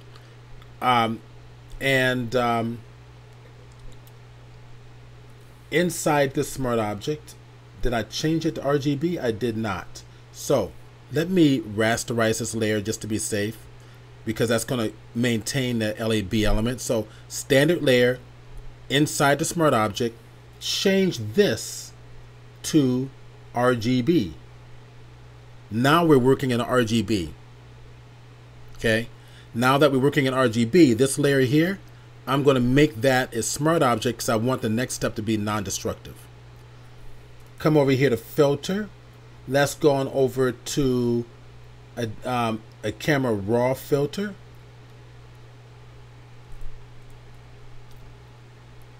There we go. And now we can work our magic. So we're looking at a very blasé. Oh, I hope it doesn't crash again, because this happened last time. When I tried to, there, it just did it, guys. Not good. Not good. So, very interesting. It's not a big file. Not a big file. But when I try to resize that, this is why I let's do it this way. Let me go to the previous version of Photoshop. I got that handy. We all have a previous version of Photoshop on our system, right? Maybe you better send a few of these credits. Yeah, but not during my presentation. I don't want to do that. It's just waste time. Who writes this stuff?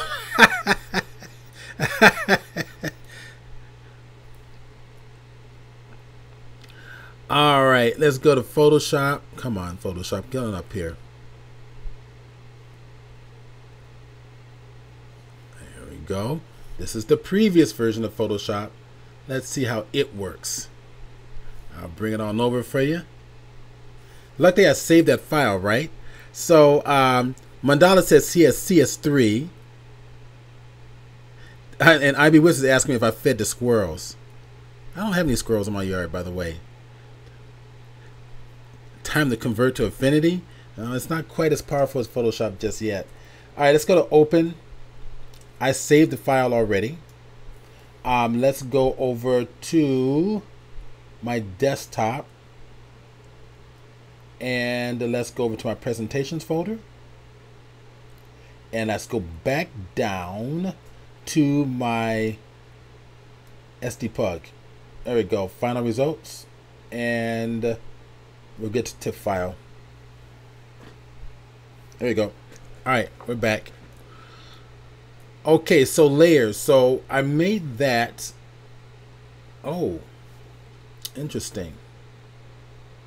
Very interesting. When LAB, it isn't going to matter, guys. I'm going to have to do this from scratch again because let's see what this one looks like. Yeah, so it lost all of my, if I double click and go inside here, yeah, it lost the original color layer. So we'll just open it up from fresh. All right, SDPUG, let's go get the file. In fact, I'm gonna go over here and just make this large icons. There we go. I think that one's right down here at the bottom. There we go. Now we'll do this again. Hopefully it won't crash. So I'm gonna go ahead and duplicate this layer, Command J. Let's make sure this is in LAB.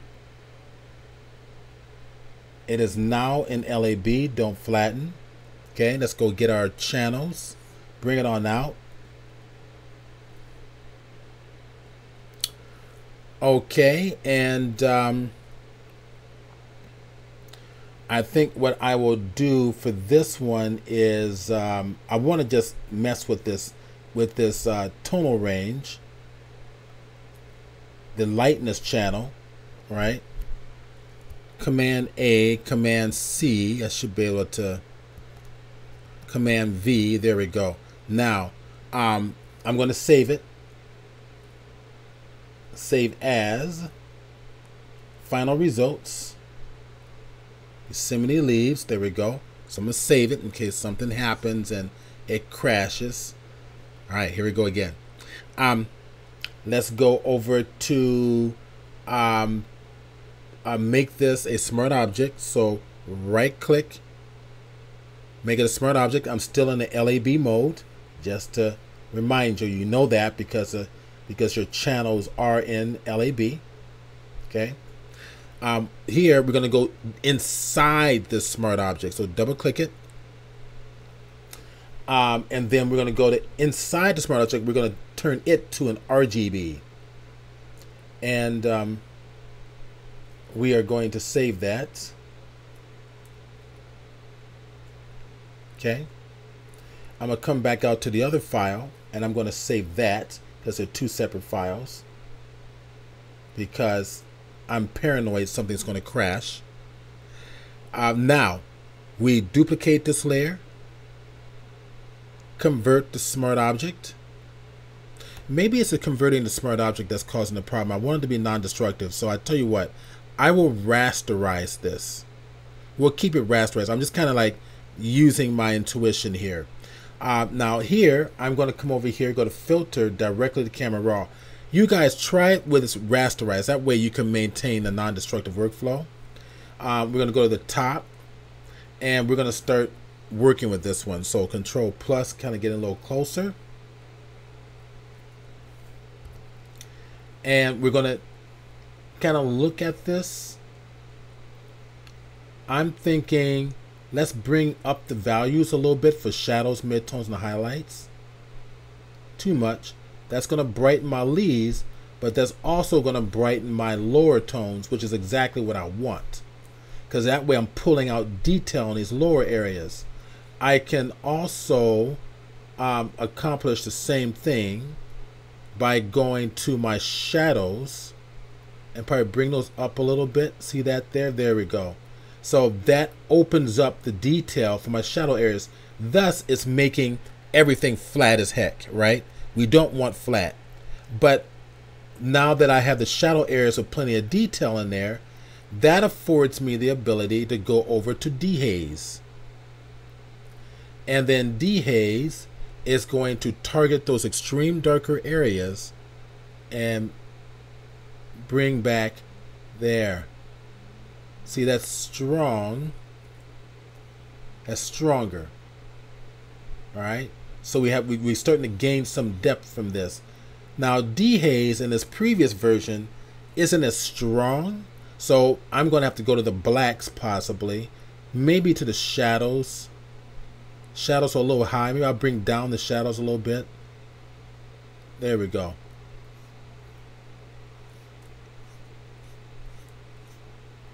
Okay, I think that can work. I will go to my texture for the highlights. And it was probably difficult to see, but if I get in close, let's double click this. So 0. If I go to the left or go to the right, that brings it, just targeting those those brighter areas. All right, from here, let's go to our mid-tone contrast. Let's pull this out a little bit.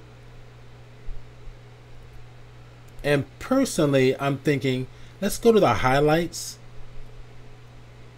and pull them up just slightly. There we go. Go to my exposure, which is targeting your shadows, midtones, and the highlights. Maybe bring that down just slightly. Just slightly. All right, now click OK. There we go. So we made the change here. So we're inside the smart object. So we did all this in RGB. This area is all RGB in here. But we are working within an LAB space. So now to commit the changes is simply hitting Command S, which I've just done. Once it's done, I'm going to close this file out, and it changes this one to the new black and white version that we're going to want to put inside of this lightness channel. All right, so if we go here, all right, so I'm going to turn this off. So this lightness channel is what we have. I'm going to want to replace it with this one here. Okay.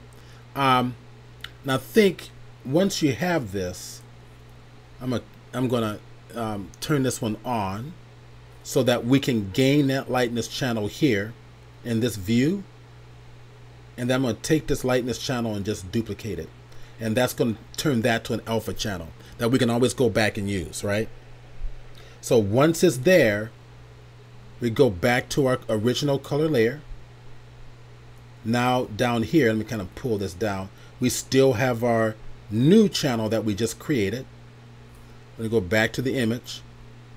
And what you're going to do is you're going to target just the lightness channel. Turn on the eyeball for all of the color here. Turn this one off up here. There we go. Turn on the eyeball for all the color, so we can see all the color, but make sure you only have the lightness channel targeted. And we're going to replace this channel with this lightness copy down here at the bottom. Right? So we go to image menu, apply image, what to what? Because the lightness channel is targeted, we can apply this, whatever we're going to do to this channel. Now, remember, this is the other version of Lightwave opened up. By default, it went to multiply. We're going to go back to normal. We don't want a blend mode added to this unless we want one. We could. And a lightness, and what channel we're going to replace it with? We're going to go replace it with that lightness copy number 2. Right there, lightness copy number 2. Go grab it, and there it is. Right? So we just made all these lighting improvements just by dealing with the values or the tonal range in this image. Now, here's kind of a cool little thing here. I want to enhance that color, and this is something that was part of Dan Margulis's book, which I thought was quite slick. So we've got our new color, and we compare it to the old color one. So before and after. So I'm going to kind of hit and bring this up to Command 0, so it's easier for everybody to see this. Okay. So after, before, and after, before and after. Now what if I want a little more punch up here? All right. A little more punch in the reds, a little more punch in the greens to stand out from the background. Here's where it gets fun. I'm going to duplicate. I know I'm not. I will duplicate this one. So Command J. So they're both two files, the same exact file. I'm going to add some saturation. And this is a quick and easy way to do it. There are other ways by going into curves and modifying the color. And I'll show you that in just a little bit. But a nice little slick little way that Dan had shared was that if you went to your image menu, apply image, and apply that layer to itself, right, with the blend mode. So if I click apply image, right, and what do I want to apply it to itself, right? Everything what we see is what we get. Merged layers means what we see is what we get. We'll go over to the blend mode and choose overlay and look at what it does. I could choose multiply if I want to. Look at the saturation in there. That's really saturated. Go to the saturation for overlay, soft light. Say overlay, soft light, hard light. Just comparing the two. Vivid light. Isn't that cool? All right. So I'm thinking, let's see, hard light. Let's go to overlay. I'm thinking soft light might be more practical, but let's go to overlay. Okay. So we're applying the layer to itself in overlay blend mode, which is going to give us this beautiful colors. What did it do? The overlay blend mode has altered not only the color, okay, not only the color, but it's altered the values. Right? Look at the tree trunk. It's darker, richer, it's more contrast to the whole image. Plus the color is garish. The color is garish is not only because of the color blend, but also because of that blend of overlay also affected your values, your tonal range. I don't want that tonal range. I want my original tonal range from the lightness copy right there. Okay? But I want to keep the color. So in this layer, I'm going to tell it to keep the color, but bring me back the original value system. So this will be the last thing we'll do, and then we're done. Then we get to do the drawing. So with the layer targeted, really bright, vivid color. Don't want the contrast, just the color. So what I'm going to do is I'm going to target the lightness channel. Look at the lightness channel, a lot more contrast than the one down here at the bottom, right? I'm going to turn on the eyeball so I can see everything. And I'm going to go to, now keep just a quick little note. The lightness channel copy, which is right above the lightness copy 2, is the original untouched channel. The lightness copy 2 is the new one that we created that we liked. So we're going to replace this lightness with the lightness copy 2. So image menu, apply image, and get off of overlay. Go back to normal. All right, so what do we want? What channel? We want not the lightness, but the lightness copy 2. See? So now the natural tonal range of the tree trunk comes back, but the vivid color values of the highlights remain. Isn't that cool? So if it's too much, you can go the opacity and say, well, bring it down, not 100%, but maybe, see, maybe it's something in between. But remember, your other one was high contrast, so you basically don't want to go that route. So you want to stay here. Oh, you want to go even further on this one? Well, remember that original likeness copy right there from the original really flat tonal range that we had? We can use that instead. Go get that one, lightness copy, and this is what you get. We're not touching the color. We're just adjusting the values.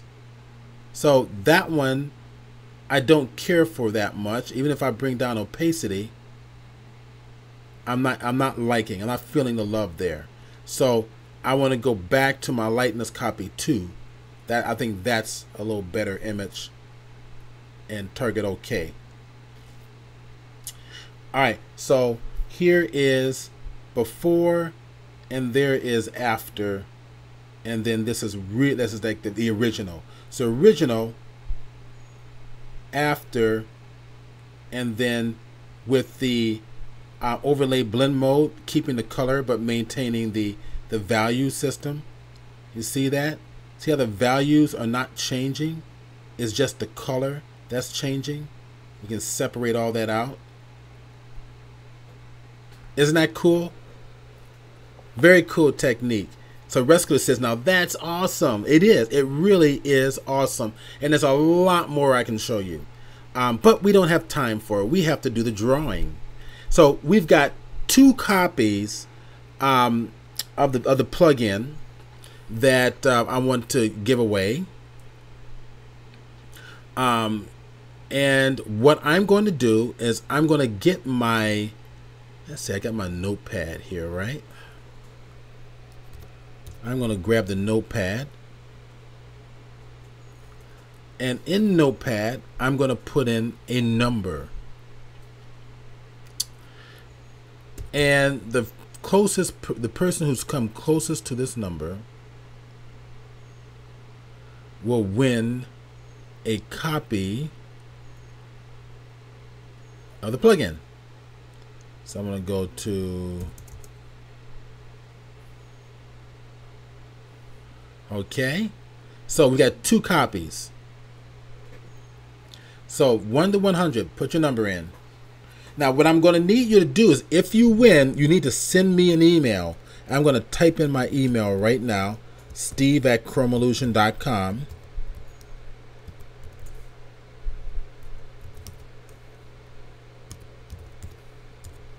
You got to send me an email that you won. And what I'm going to do is,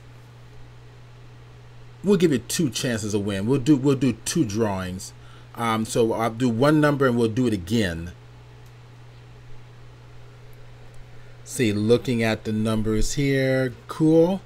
Okay, I see Cimarron, you put 2 of them, you can only do 1. That's cheating. All right, everybody get their number in.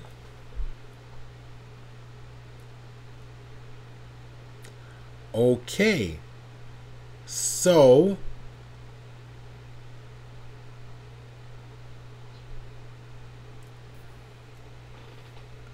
all right, so the number is, let me go over here to the notepad and share with everybody, is 10.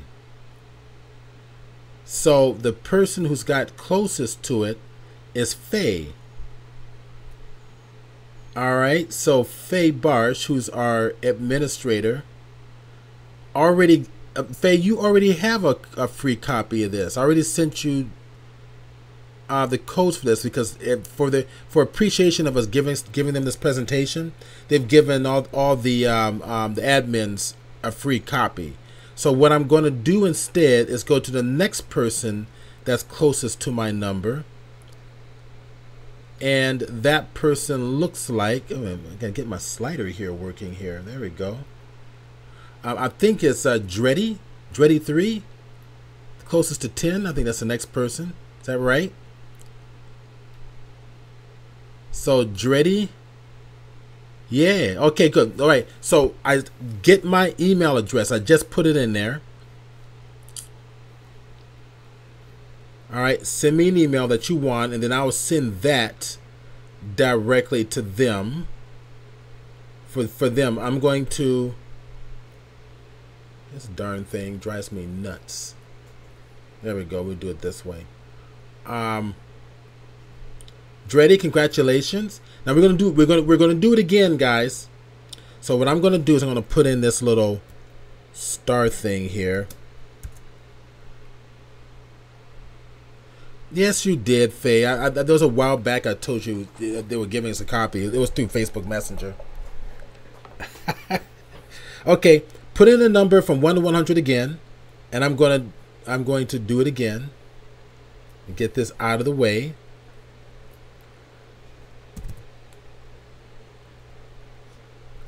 And the next person, so Dreddy, make sure you send me an email.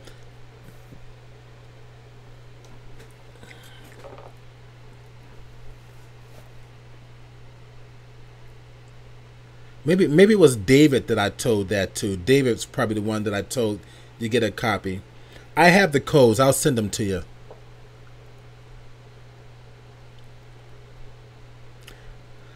All right. So the second copy is oh, okay. Everybody's still putting stuff in there. Okay. So let's see here. I'm looking at all the numbers.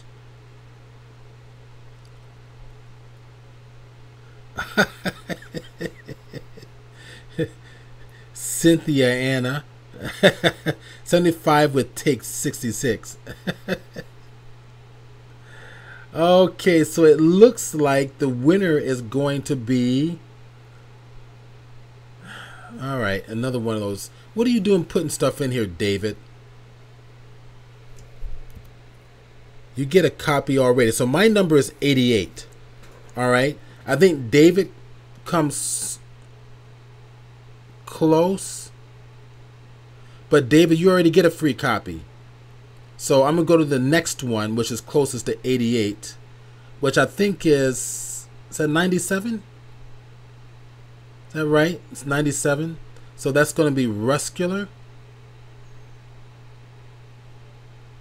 All right, so Ruscular, send me an email.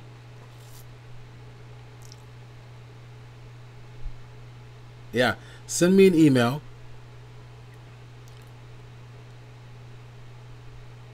What, 96, 88, 96? Oh, wait a minute. What is, Ruscular hits 97? Oh, you know what? You're right. They're right. You're right. I didn't see that. So, Cimarron is you. You won. All right, Cimarron, you won. All right, get my email address. It's still up there. And send me an email that you won. And I will send that to the company. Cool. Looking at other comments here.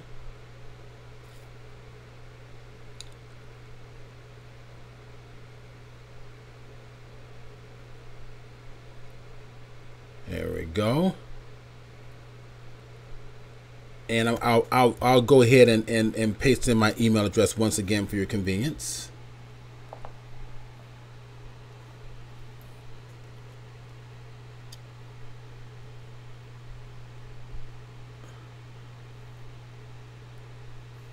That's right. IB Wizard already gets one. IB Wizard is one of the admins for our group, and the company has given all the admins their copy. And I know that I told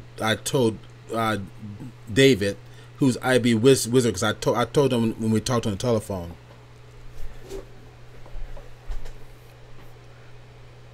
Okay, cool. All right, guys.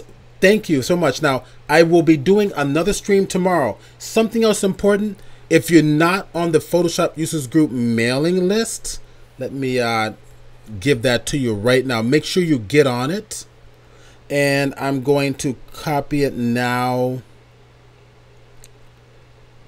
See, Intermediate Advanced, and should be somewhere down in here. Here, let me grab it this way. There it is. There it is. So if you're not on our mailing list, get on there now, because that's how I am announcing things about the meetings and so forth. So there you go. I'm also going to give you the links while I'm thinking about it to both the advanced class and the intermediate class and the Death Valley class. So, intermediate class with the Wacom tablet, 5-week class. Anybody who's interested in that, definitely come and join us. Okay. If you have any questions, feel free to call me anytime. So that's the intermediate class. I'm going to also go and grab the advanced Photoshop class. This is going to be like the second week in September, I think it is.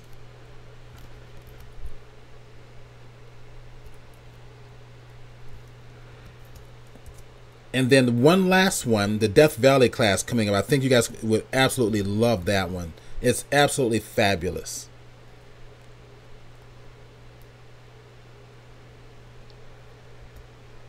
Okay, that one and it's going to be in November 5th through the 8th. There you go. All right, there they all are. So, it was fun. This was a lot of fun. Thank you all for being here. I will be doing another stream tomorrow. Starting again at 10 a.m. It's going to be focused more on 3D, but I think you'll enjoy it either way. You're all welcome to come and free for everybody to attend. Now, make sure you follow me right now on Twitch. So each time that I stream, you're notified. If you want access to all of the educational videos that I have on Twitch, it's like $4 a month. Just subscribe. Subscribe as a member. That $4 a month will give you free access to absolutely everything. Okay. Okay. That's it for now. Thank you, everybody. It's been fun. Thank you for joining the Digital Creativity with Stephen Burns, aka Chrome Illusion. And thank you for being part of the Photoshop Users Group. Okay. Thank you, Gavin. You are wonderful. Thank you for your time, and your giveaways will be, I think, are well appreciated. All right, ciao. It was interesting. Thank you, Faye. You're most welcome.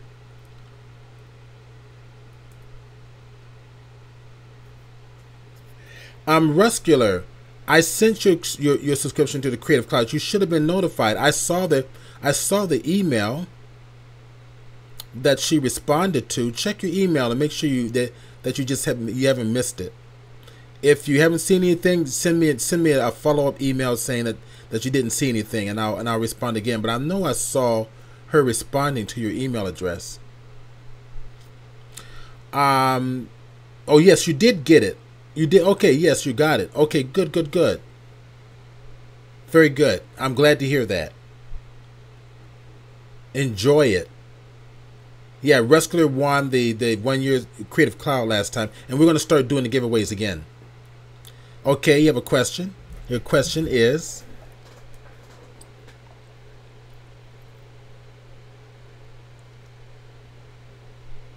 I assume you're typing your question in there. But in the meantime, thank you everybody for being here.